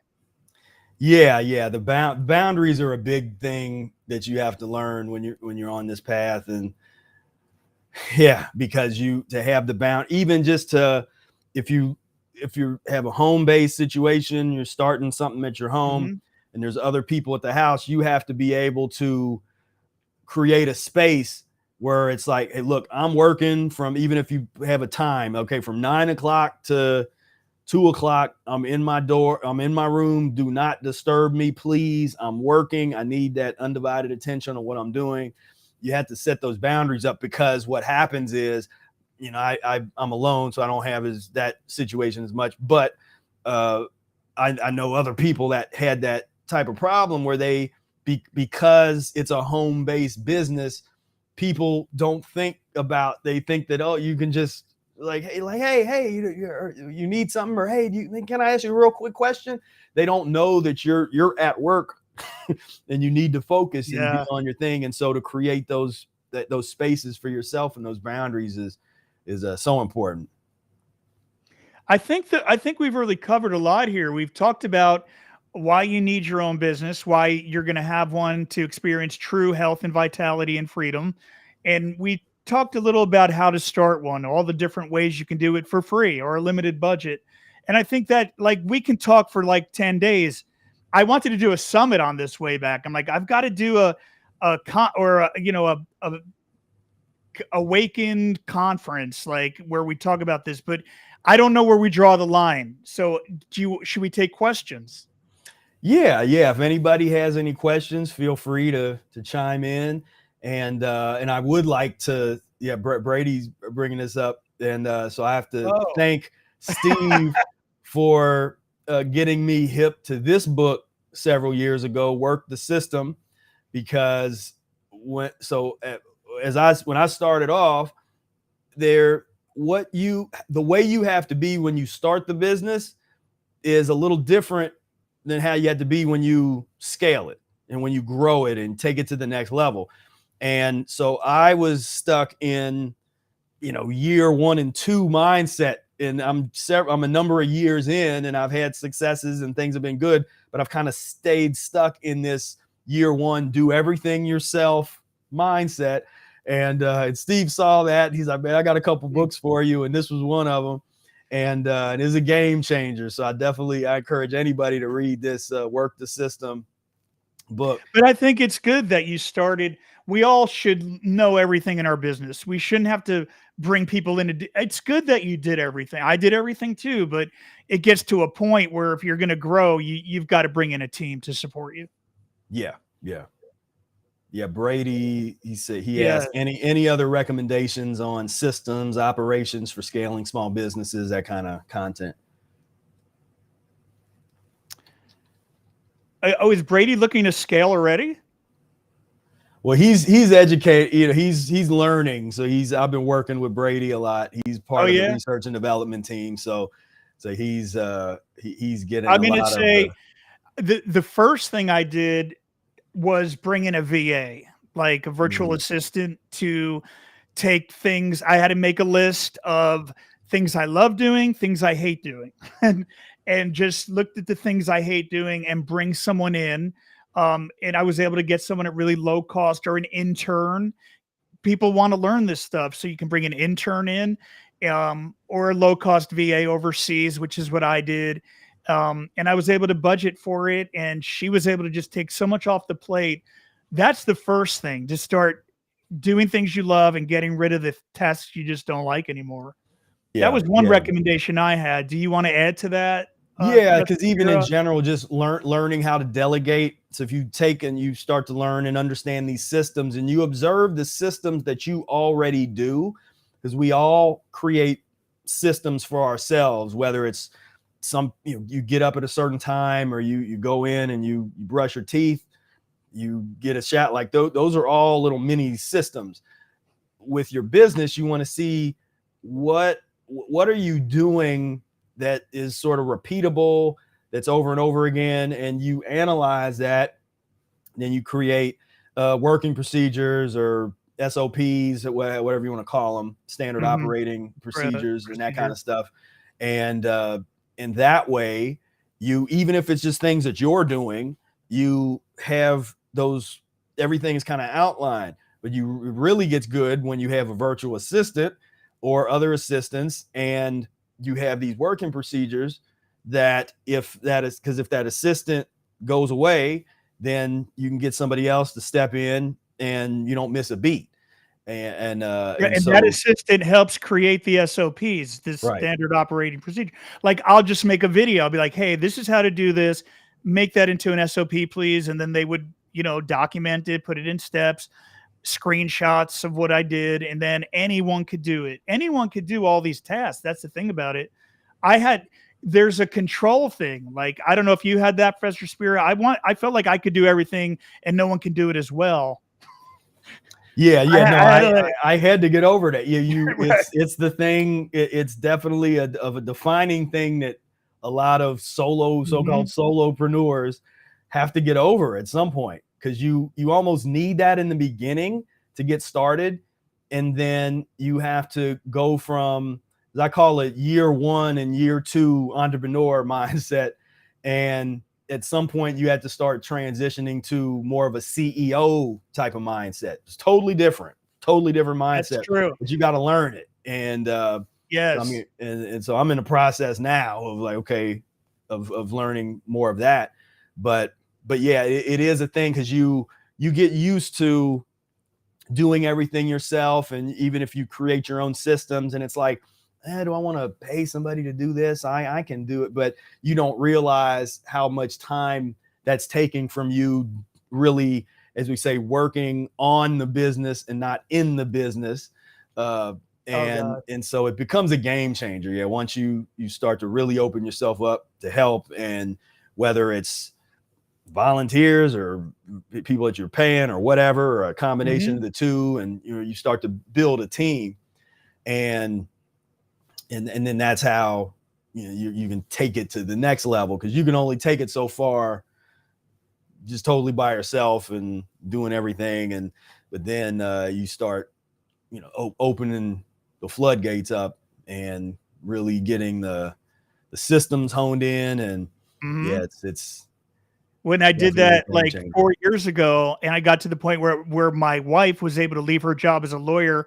She was a judge, and we were able to let her come onto the business as COO. Mhm. I'm the CEO. She's the chief operating officer and running the sales team and and everything else. And I think when I got to that point, like sometimes we have to, Professor Spear, we have to get to a point where we look back and say, wow, look how far we've come.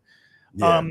And it doesn't happen overnight, but you've got to acknowledge every win along the way. So I'm just saying it was step by step, seeing the vision, overcoming the obstacles, find a way is the motto here. Like when things went wrong, when my account went down and we weren't even on YouTube and I couldn't advertise, we had to find a way. How are we going to do this? How can I continue? Do I have to stop? But find a way, find it inside you. But when we got to the point where she was able to come on, leave that job, went full force in, that's when everything really took off for us and what we're doing. And now it's like, I can really be the visionary. She can be the integrator and sort of run the things, and I can oversee, but I don't have to really manage as much anymore. And it's a really nice place to be. Definitely. And yeah, I'll share. This was my work the system notes, or just so people can see the name. He is such an implementer, You really are. This was great at the time. You would think you would recommended this one. I think you did. I think you recommended this one. If not, it was something that you recommended, said this one. But yeah, the Virtual Freedom, Chris Ducker. Yes. Yeah, that was then just to show folks, like, this was my business plan. Won't show the whole thing, but you got the table of contents and stuff, and you're just getting organized. And obviously you come with whatever skills that you have. So and that's where mentorship is great. You align yourself with some mentors that can push you along, or if they have some skills that you don't have yet, where they can be like, hey, check this out, do it.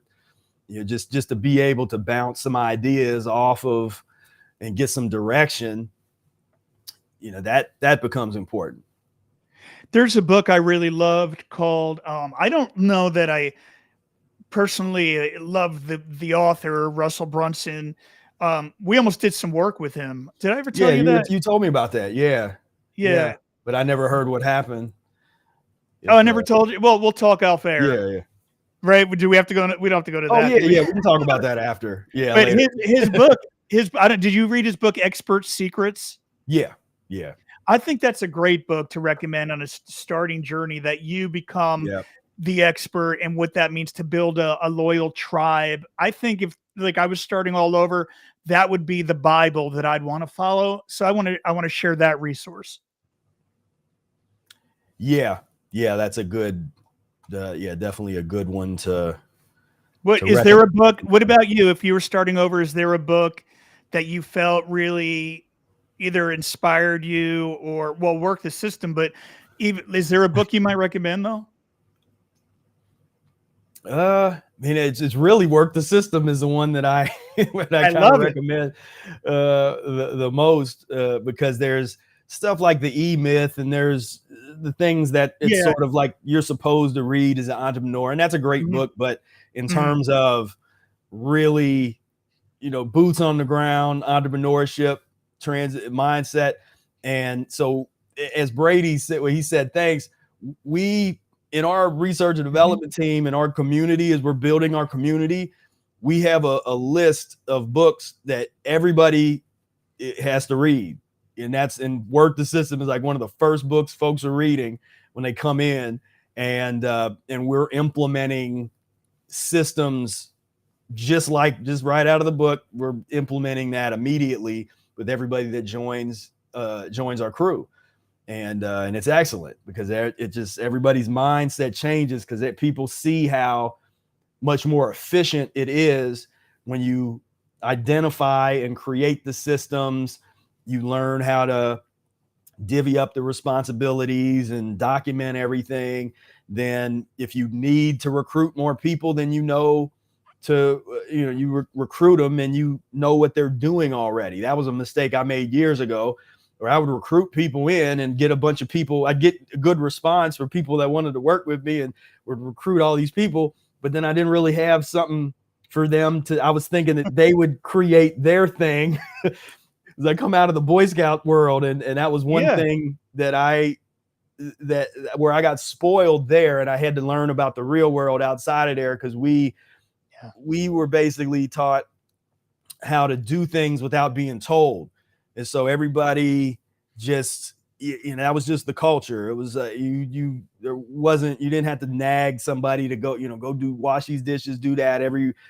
Everything just sort of, there was somebody that put things into place, but people just did things. And so I kind of would have that mentality where, okay, I'll bring all these people on, and then people are just going to start doing stuff. And that didn't happen. In the first time.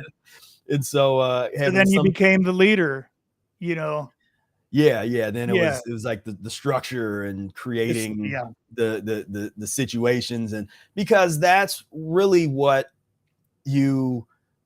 people like to try to, people have weird relationships with entrepreneurs or people that have a lot of money or whatever. And generally speaking, if you look at it, the people with the best systems tend to be the most successful. Amazon has a hell of a system. Walmart has hell of systems. You can have your own opinions on if there's some kind of evil, demonic, whatever stuff behind the system, or behind the scenes, but it wouldn't work at all if it didn't have some kind of system. Hollywood has crazy systems. All these different industries and things, they have excellent systems. That's and the people that create the systems, as long as they're smart enough to they're the ones monetizing things and that kind of stuff. Every once in a while, somebody will be a systems creator, and then they don't get, somebody else takes advantage of the situation. But what's with the Croc, the McDonald's guy, that's an interesting case study. Oh, the founder. I like the founder. I like that movie. Yeah, that is a good movie. And also, what was I going to say? What did it remind me of? Go on with the next. I had a good thought about this. And but that's the thing, because from an entrepreneurial standpoint, you start to, as I was talking earlier, where if you take away that emotional, the way you feel about somebody's politics or their viewpoints or that kind of stuff, if you can learn how to look at things objectively, which is something, I learned some of that in academia. That's one of the good things that you can learn there, is sort of this objective analysis. So if you can kind of separate that kind of stuff, do the same thing with businesses and business owners, people that run businesses, like look at, okay, how did they build what they built? What was the mindset? What was success leaves footprints? And what I was thinking of before, when I was like, well, that thought, please come back, because it was relating to what you said about even Hollywood is systems, and every movie is a system. Every movie follows a pattern. And because I did consulting with this guy, Michael Hogue or something. I think that's how you say his last name. He worked with Will Smith on a bunch of his movies, and he's like a master of storytelling. That's why he was trying to help me with the story I shared before on your show. Like, how do we tell our story? That's something really important, how we share our story. And we can do a whole show on that. And because there is a system and a structure to all of it, which is really fascinating to me. Yeah. And what's interesting, I had studied a lot of, so, you mentioned the Russell Brunson, and I'll put that up for people that don't know what that is, but this is pretty quintessential book. And then there's, Jason, I read this, and then Jason Fladlien got a good book, and Alex Hormozy, and there's, then you go down the rabbit hole of entrepreneurial books, but this is a good place to start. But he talks about the storytelling. Now, I had studied the art of storytelling from the perspective of literature academia. So from more of an academic perspective, and I got into Joseph Campbell and came myth. at it from that angle. So it was interesting for Russell. The archetypes. Yeah, all the archetypes and the hero's journey and all that kind of stuff. And so I was already into that, and then Russell had an interesting way of taking that and distilling it into a marketing as a how you market, telling stories. He did, and he did that with Michael, the guy I'm talking about. Like, and he did some things with him, and they really crafted it together. And it really is based on that. It's based on the hero's journey. Everything is. Yeah. It was Russell. We're giving you props, Russell Brunson. Yeah. yeah, man. I mean, it's really interesting when you start looking at it's all about stories. Yeah, because people don't even realize that their whole world is wrapped up when they're on social media or they're watching a movie or they're watching a sitcom or whatever. It's all stories, and it's the stories that I had a professor that said that there is no culture without myth, the mythology. And so I talk about, and I've made it's like whenever I start talking about that stuff, I don't know, I'm always excited about it, but then no one watches it, because I made some videos on mythology and they never get a lot of views. But for me, it's fascinating because it's the fabric. It's like when you get down, it's like some of the stuff that I do where I ask people to question the very fundamental concepts that they have, these and break down these paradigms. Why do you believe in a protein theory? Because before you can interrogate that, you first have to realize that it's a theory and that it's a relatively new theory. All of the nutrition concepts, these whatever from your B12 concepts and these supplement concepts and all this stuff is relatively brand new. And you want to get in the habit of asking yourself, well, why do I believe in this? And you'll find that the foundation of it is stories. There's stories that were told to you from your parents, from the belief systems that they had, stories that are being told to you through commercials, stories that are being told to you through whatever TV you're consuming, talking to people at the water cooler, at work, at school. But that's like the earliest man, right? Isn't it? Was the stories on the side of the cave. This is how this is how we evolved. I mean, that's like deep. That's like really that's deep, man. Right. Yeah. Oh, I'm serious. It really is though. Like, you don't even realize how it's part, but I think you were the first one that I heard talking about the whole story with the dogs and the protein myth. I was like, wow, no one talks about that. Yeah. Oh, I think that's amazing. Exactly. And that's, the angle that I came at things was very much interrogate your own paradigm and ask, well, if you believe something, it's not to say that you have to believe this or that you should not believe this and believe that. Actually interrogate your own belief system and ask yourself, know why you believe something. That's kind of what I encourage people to do. It's not that I want you to just believe what I'm saying because I'm saying it. I encourage you to interrogate your own belief system and at least be able to articulate why you believe what you believe. Because if you believe in the calorie theory and you can articulate, well, hey, I read Atwater's book. I really liked it. I found it compelling. His theoretical framework and structure is very sound. And so I disagree with you, Spira. I agree with Atwater. So I agree with the calorie theory. Cool. I don't have, if you know that, who's read Atwater's book?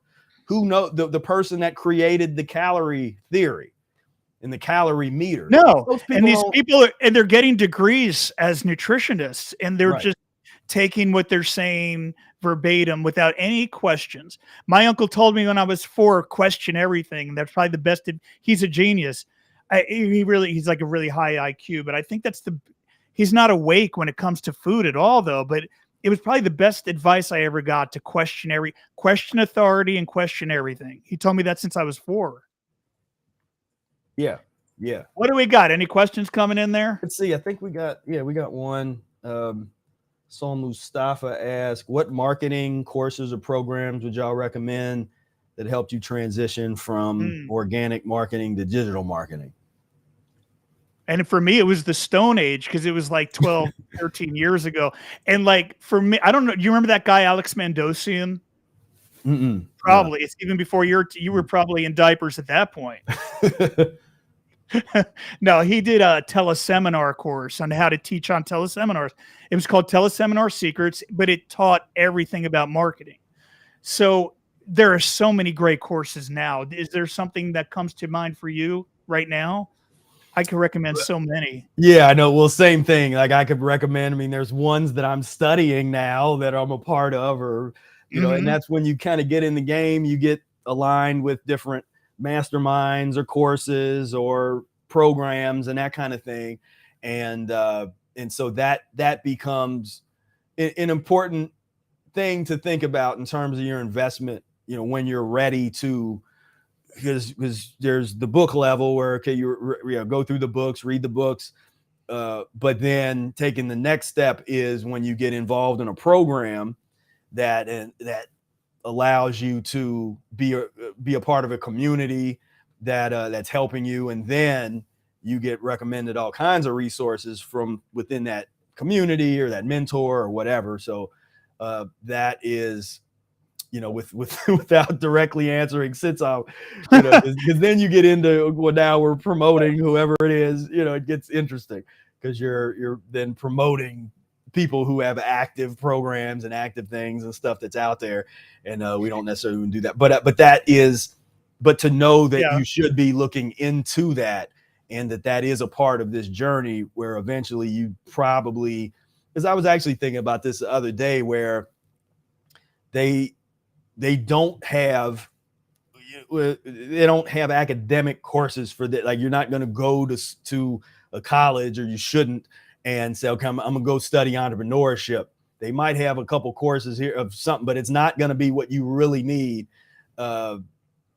You know, you gotta, it's a lot of this still happens in the programs that people create. You know, that's where a lot of the knowledge, a lot of this, and I'll tell you, the Facebook ads world is weird, man. You know, when you're trying to find courses, and it took a while for me to really find and we got friends that do some of those things, and so they've been able to help and that kind of stuff. But that's been a long journey to really find the right, you know, the right courses and the right folks to associate with on there, because there are some that'll, if they have a done for you offer, then they'll give you just enough, and then they'll be like, okay, so you can do it, or we'll do it for you. Just give us all, you know, give us all this. And but if you're the type of person that really wants to learn it for yourself, then that's your journey, and your challenge is to find the right. Well, it's sort of like you're at that cross. There are so many roads you can take to get to where we're talking about. So I think it's also that hook of where you want to start to figure out what course to take. Professor Spear is talking about Facebook ads, and that's where he is right now. I'm looking at things like courses on building our better community, and, you know, bringing people together better, and how we can teach our students to be better health coaches and things like that.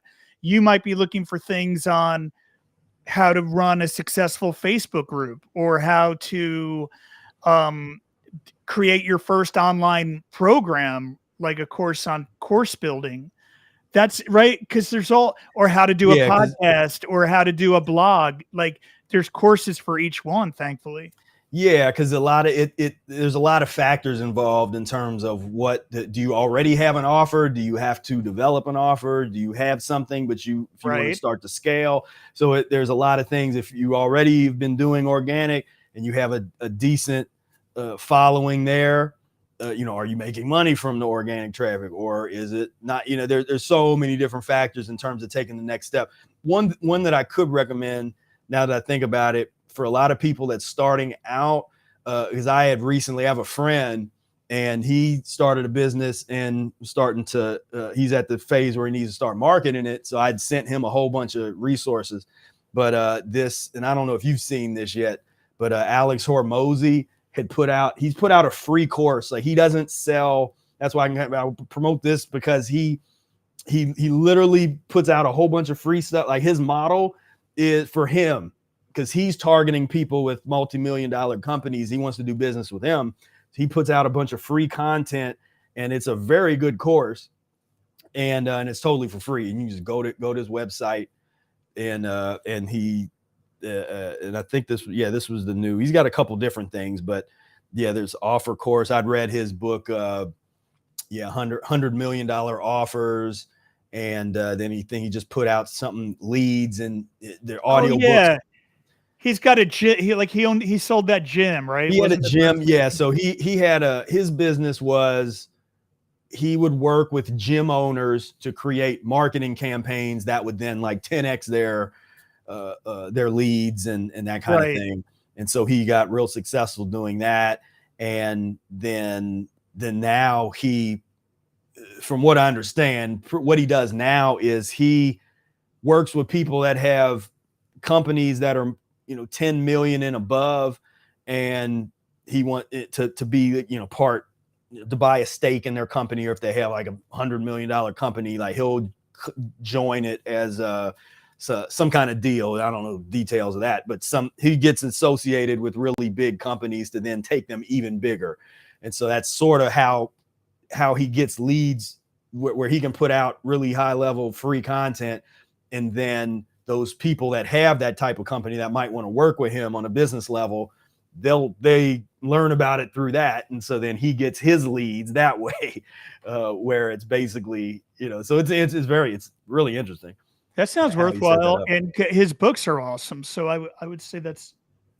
Yeah. So Alex, definitely acquisition.com. That's if you're starting off, you want to see, it's excellent. And I went through this course, and it's really good in terms of the give you an introduction to a lot of these different things and this is the offer. Let's see. Okay, that's the offer course. This is the lead. So he's got two. There's the offer course, how to build an offer, and then the leads course, and this is the newer one, and this is fairly comprehensive in terms of how he was creating Facebook ads, how the different ways, whether it was he would do cold calling. He talks about do 100 people a day, if you're doing like cold calls, or if you have a team of people doing cold calls or whatever. So you talked about that, the Facebook ad, it's comprehensive. It's really good. And so totally free. Did you actually go through it? I did. Yeah. Yeah, I did. Even a seasoned entrepreneur like you learned. Yeah. That's cool. Yeah. No, this is good stuff. Yeah, he's good stuff. I'll have to check that out. I just want to also give some caution. Because we've been burned before with mentors of who we bring in, like high ticket offers, even to like a couple months ago. Like we get sucked in, like there's a lot of smoke and mirrors when you get on a call, and people are using a lot of great persuasion of how they can help you with your business. And we got burned like maybe 2 or 3 times. Now we're really cautious. It almost happened again. Luckily, we're just like, wait a minute, let's take a pause back. There's a lot of people out there like that are promising things. And then once you get involved with their offer or program, it's not what it was meant or made out to be. Right. I think we have to be careful of stuff like that. Yep. Yeah. And that was kind of what I was trying to say earlier, where it's when you start to seek out mentors and programs, you gotta, do your homework, do your research, really, you want to take your time to really make sure that it's the right fit, and it's what you need. So it's good to know, to have in mind what it is you need or what you want, so that you can get that out of a mentor so that it's just not, if you're going in blind or you don't really know what's up, then yeah, you can get into a bad situation. But it's really for me, it's the same advice that I would give to students or people that was in college or academia or any kind, if you wanted to be successful in school. One of the biggest secrets that I could give to success is go to office hours. So when I was in college, for me, I put office hours for my professors were on my calendar as required. It wasn't optional. It was required. So I went to office hours with the same attitude that I went to the lecture, where it's just, this is what you do. I was one of the very few students do that, take advantage. It's like, okay, you're paying all this money, and people don't even think about it like that because they're so disconnected from the money. And so they're not thinking in terms of, so I hired this person to teach me something. I'm going to learn something from them. I'm going to hold them accountable to teach me something. And one of the best places for them to teach you something is when you're in that one-on-one environment in an office hour, because they are going to, because each professor has a value system, and their course is created around a value system, which is subjective about what it is they want out of you as a student. And it's the easiest way to get honed in on that is to go to office hours, because they will tell you exactly what you need to do and need to know. I bring that up because I do the same thing with mentors, and especially in this space, in the entrepreneur space, if I get involved in a program, I'm going to make sure I get my money's worth. I'm going to make sure that it's that you get as much out, and that, which means you got to show up, which means you take advantage of, there's private messaging or whatever, you do that, like whatever is involved, you take advantage of it.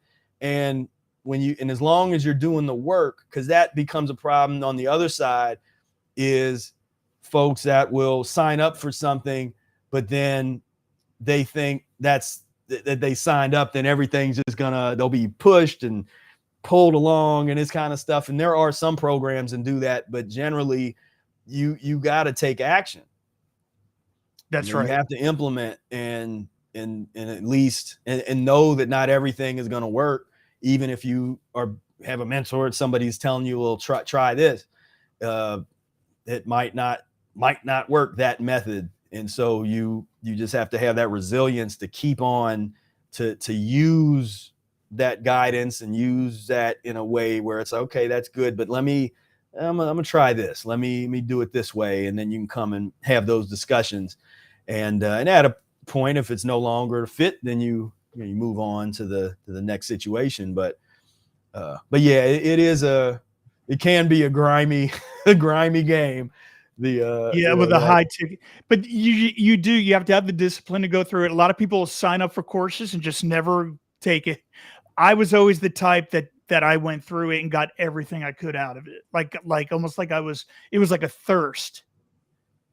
So go in it that way, like just get what you can. There's a lot of great information out there. Yeah. Most definitely. Let's see. Alphine asks, what's your favorite way to digest all of this info? Audiobook, physical book, ebook, note-taking tendencies. I assume physical copy is your preference. So I think so what's your answer to that? What's your favorite way when you're learning, your favorite way to take in content? I like the video courses for marketing best, with the screenshots and, being able to see what they're talking about. It helps me a lot with that when it comes to marketing. Mm-hmm. Is that what we're talking about there when we say all this info? Yeah, this info, I would say, marketing or entrepreneurship kind of material. Yeah. What about you? For me, whenever I'm learning learning things that I really, really want to get, I create an immersive learning environment for myself. So so I'm kind of always, it's like I'm studying different things that require different levels of my focus. And so for instance, like what I've been doing now, I'm working on Facebook ads. So there's one course that's pretty intensive. So when I'm doing that, I like to listen. I always take notes. So if it's an intensive thing, and so even if they have notes, sometimes they'll have notes and they'll have their own outlines. I do it myself because that's part of how I process. So if I'm listening, I'm very oral learner. So it's cool. It's good to see it, but I'm the type of person, I learn from hearing it the most. But the best is when I put all together. So if they do have videos, then it's like, yeah, I can listen. Then I'm going to be taking notes, creating my own outlines. As you saw, I could, any of these books that I really studied, I got a whole page of notes in my own outline of the whole thing. And then that's what the book Spear's Notes was, basically my outline of the Mucusless Diet, my own Cliff's Notes. Yes. And but I also, something I picked up years ago, I went through the photo reading course. I don't know if you ever went through that or seen that years ago. That was popular like the late 90s. Something called photo reading. You ever heard of that? I don't remember that. Yeah, that was because at the time, when I was around a senior in high school going into college, I studied speed reading. So I went through all of there was the books on speed reading, and there's the different, the finger method, and there was all these methods. But I used to get this before online. I would get those self-help, all those self-help things, that would basically be trying to get you to buy courses. That would be cassette courses and this kind of stuff. And, Nightingale Conant and all that. I would get all that as a teenager. I was getting this stuff. And that was one that fascinated me. I'd got a VHS tape that promoted this thing called photo reading. And I was like hooked in, because that was exactly, I was like, man, if I could just go through a book and just go through the pages and actually absorb that information, that was like I was the right target market for that. And once I got into, I didn't buy the course. Once I was into college, I used to use the interlibrary loan system to get access to everything that I could find. And there was a library across the country that had that course that was willing to send it out. So I got it through interlibrary loan, and it was all the cassettes. And I just went through that entire course, and that transformed my reading abilities. Like, it worked for me. Wow. And yeah, like it's a system. It shows you how to. There's a whole that'd be a whole other do a whole video on that, where I talk about speed reading and photo reading and the whole that's so brain cool. chemistry behind it and that kind of stuff. But yeah, I got into that. And so one of the things they teach you there, because there's all these different levels of reading, but one is to have questions in your mind as you're studying whatever it is that you're studying, because then that makes you more engaged. And so even if it's a book that you've never read before, and there's a part of a process where you kind of, you go page through the book just a little bit, get a sense of what's there, create questions that will have you engage in that content, the questions that you want this book to answer.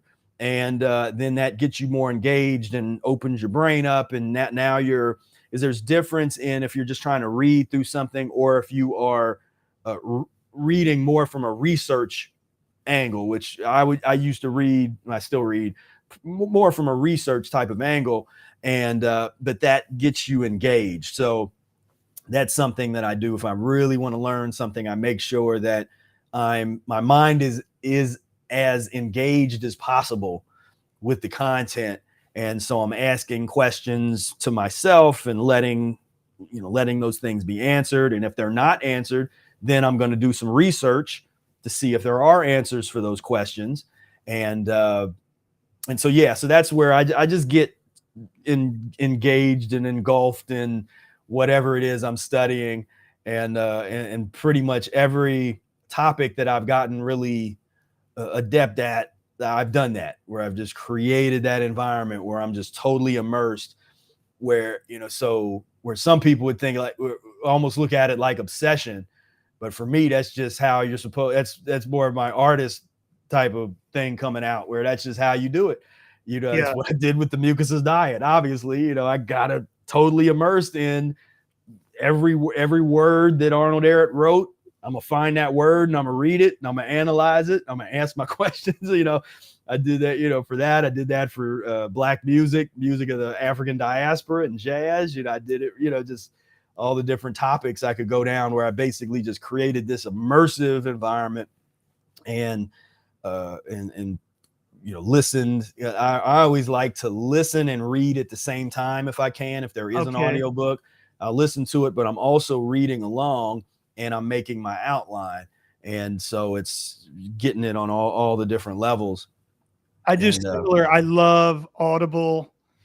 I love audiobooks, and I like mind mapping. So for me, it's and that's what I learned early on, that just, I went from C to A student learning mind, because I'm visual. Right. So the mind mapping is a great tool. I don't know if you've ever used that one. They actually teach that as that's part of the system in photo reading. Okay. And so there's a mind mapping portion that if you really, because it's one of those systems where I used to use all of the system, and I would read through book after book after book, and that was this hyper learning period. But now I only really use a couple parts of the system, because I don't need the whole thing, because I'm not necessarily doing that anymore. You get to a point where just there's a couple parts of the speed reading thing. There's just like a couple parts that actually that you really need to use. But that was one of the parts where, as you start to ask the questions, as you start to look through, and you actually kind of mind map out those questions, and you can even visualize and do little drawings and start to visualize some of the content and all that kind of stuff. And so that was I don't do I don't do that all the time now, but I still have that tool where every once in a while, I'll do I put a pretty powerful, I was in a course several years ago, and I put together pretty powerful, what do they call that? The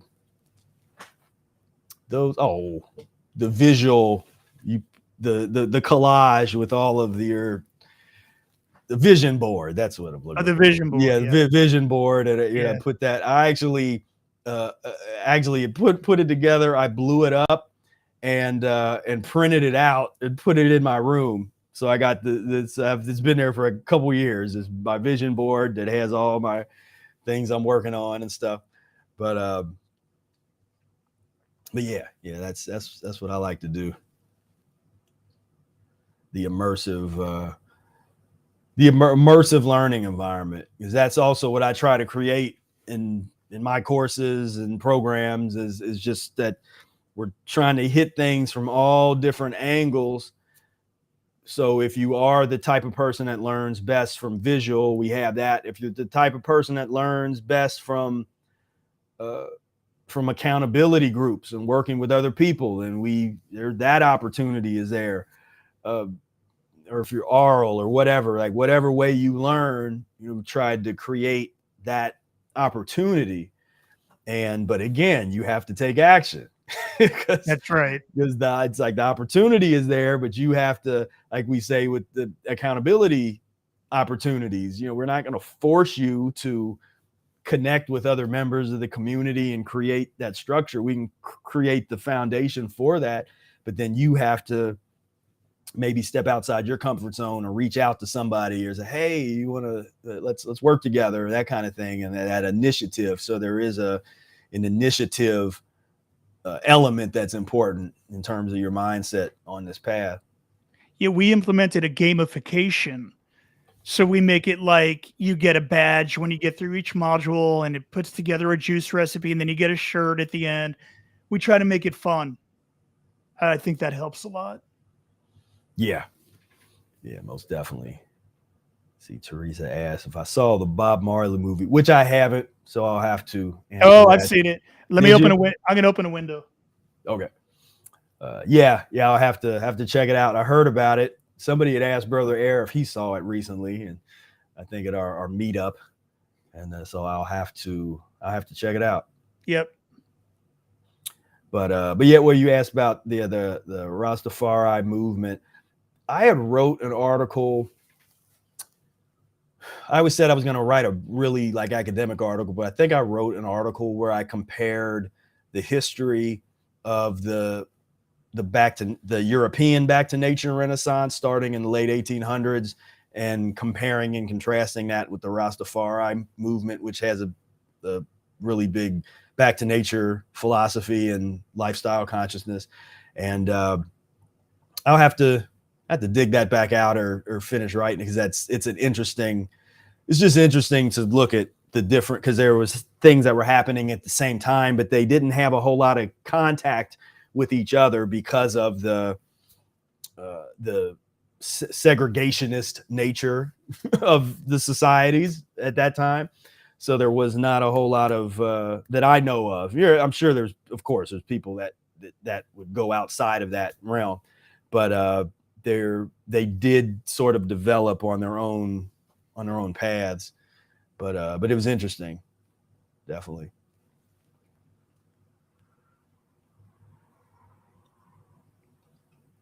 Let's see, any other questions? And yeah, it's been a great discussion. Freedom. All about putting yourself in the position. Because one way I look at it is everybody has you have your own business. When you're born, you're given a so-called social security number. Your name is a business entity. I know we probably shouldn't go down that rabbit hole, but it's a perspective to understand that is, you look into it, it is real. Your social security number is, and your name is attached to your name, which legally is a business entity, the way that it's viewed by the government. And so it would be good to know what to do about that, or how to, those kinds of things. And so that, it's probably more advanced discussions on creating entities and LLCs and trusts and private membership associations. And, that would be the thing we would talk about on a webinar. Sign up. We'll talk about the stuff we can't talk about here, but right. But that's another part of it where you want to educate yourself on putting your affairs in the right position, where you position yourself in the best place for where you are now, because that's going to change. When you start to have some more resources coming in, then you might want to reposition yourself as needed. And so, and whatever that means for you. And so, like I said, it's a deep topic in terms of LLCs and different types of company structures. But it is important, I think, for us as people in the natural health space to talk about private membership associations, the type of protections that affords somebody if they decide to create that type of structure, depending on what it is you want to do with that. But I am an advocate for, from the beginning, do your best to put together really good books and stay on it, and build, and that's something that each person has to, in every business entity, there's no one size fits all for that. I never took a course on that. I taught myself how to do it. I'm sure there's courses and things out there. I found that when I tried to use the first couple years of the business, I used, I think, the QuickBooks and a couple of those different things. And, but they didn't really work for me, because there was always something that didn't really fit in with it. And so what I ended up doing is, and when you got the thing that would have been the good thing, that was so expensive at the time. And so I ended up just creating all of my own spreadsheets that are just tailored to my business, to what I need. And I always get compliments from my for my CPA, or like, you have really good, you have good books, and wherever I worked to kind of organize everything well, and it created those systems over the years. But that's definitely something that I recommend. Do good books, and take the time to save those receipts and organize them properly, because then you can write that stuff off. And so that's definitely something that you want to do.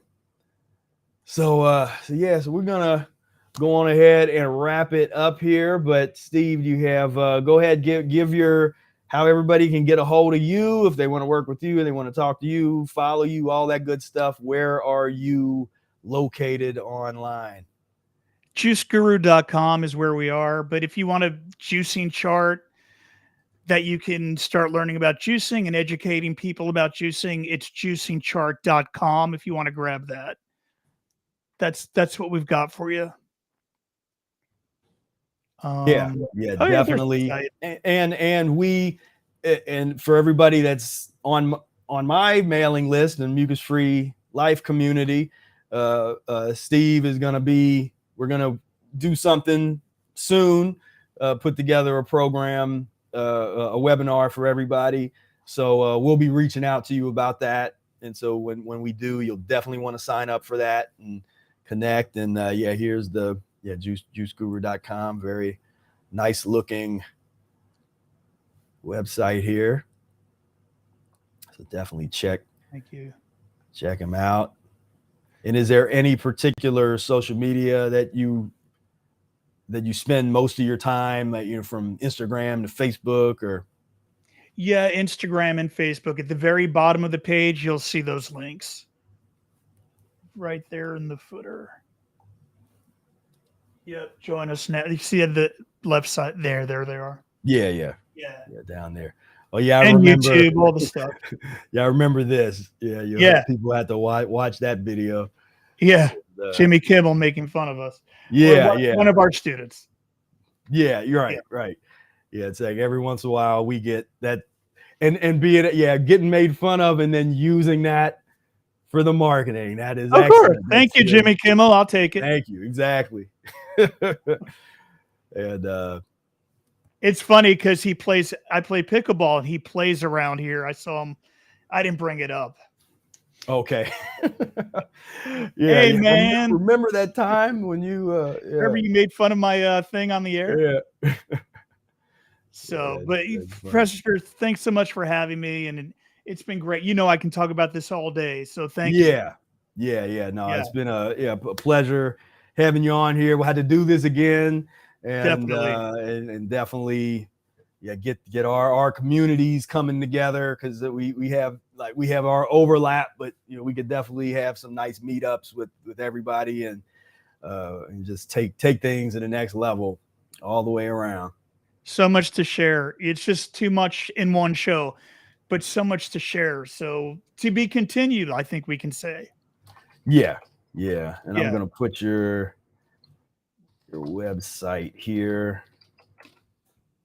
in the chat, and it'll be down below once everything is said and done. But Awesome, man. Thank you so much. Thank you all for tuning in, and definitely check out Steve's website. Go down below, hit the subscribe button and the like button, and sign up for the free training and all that good stuff. And we will be coming back at you really soon. But until next time, peace, love, and breath.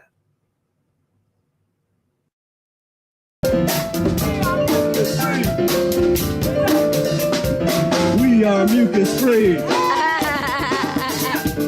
We are mucus-free. We are mucus-free. We are mucus-free. We are mucus-free. We are mucus-free. We are mucus-free.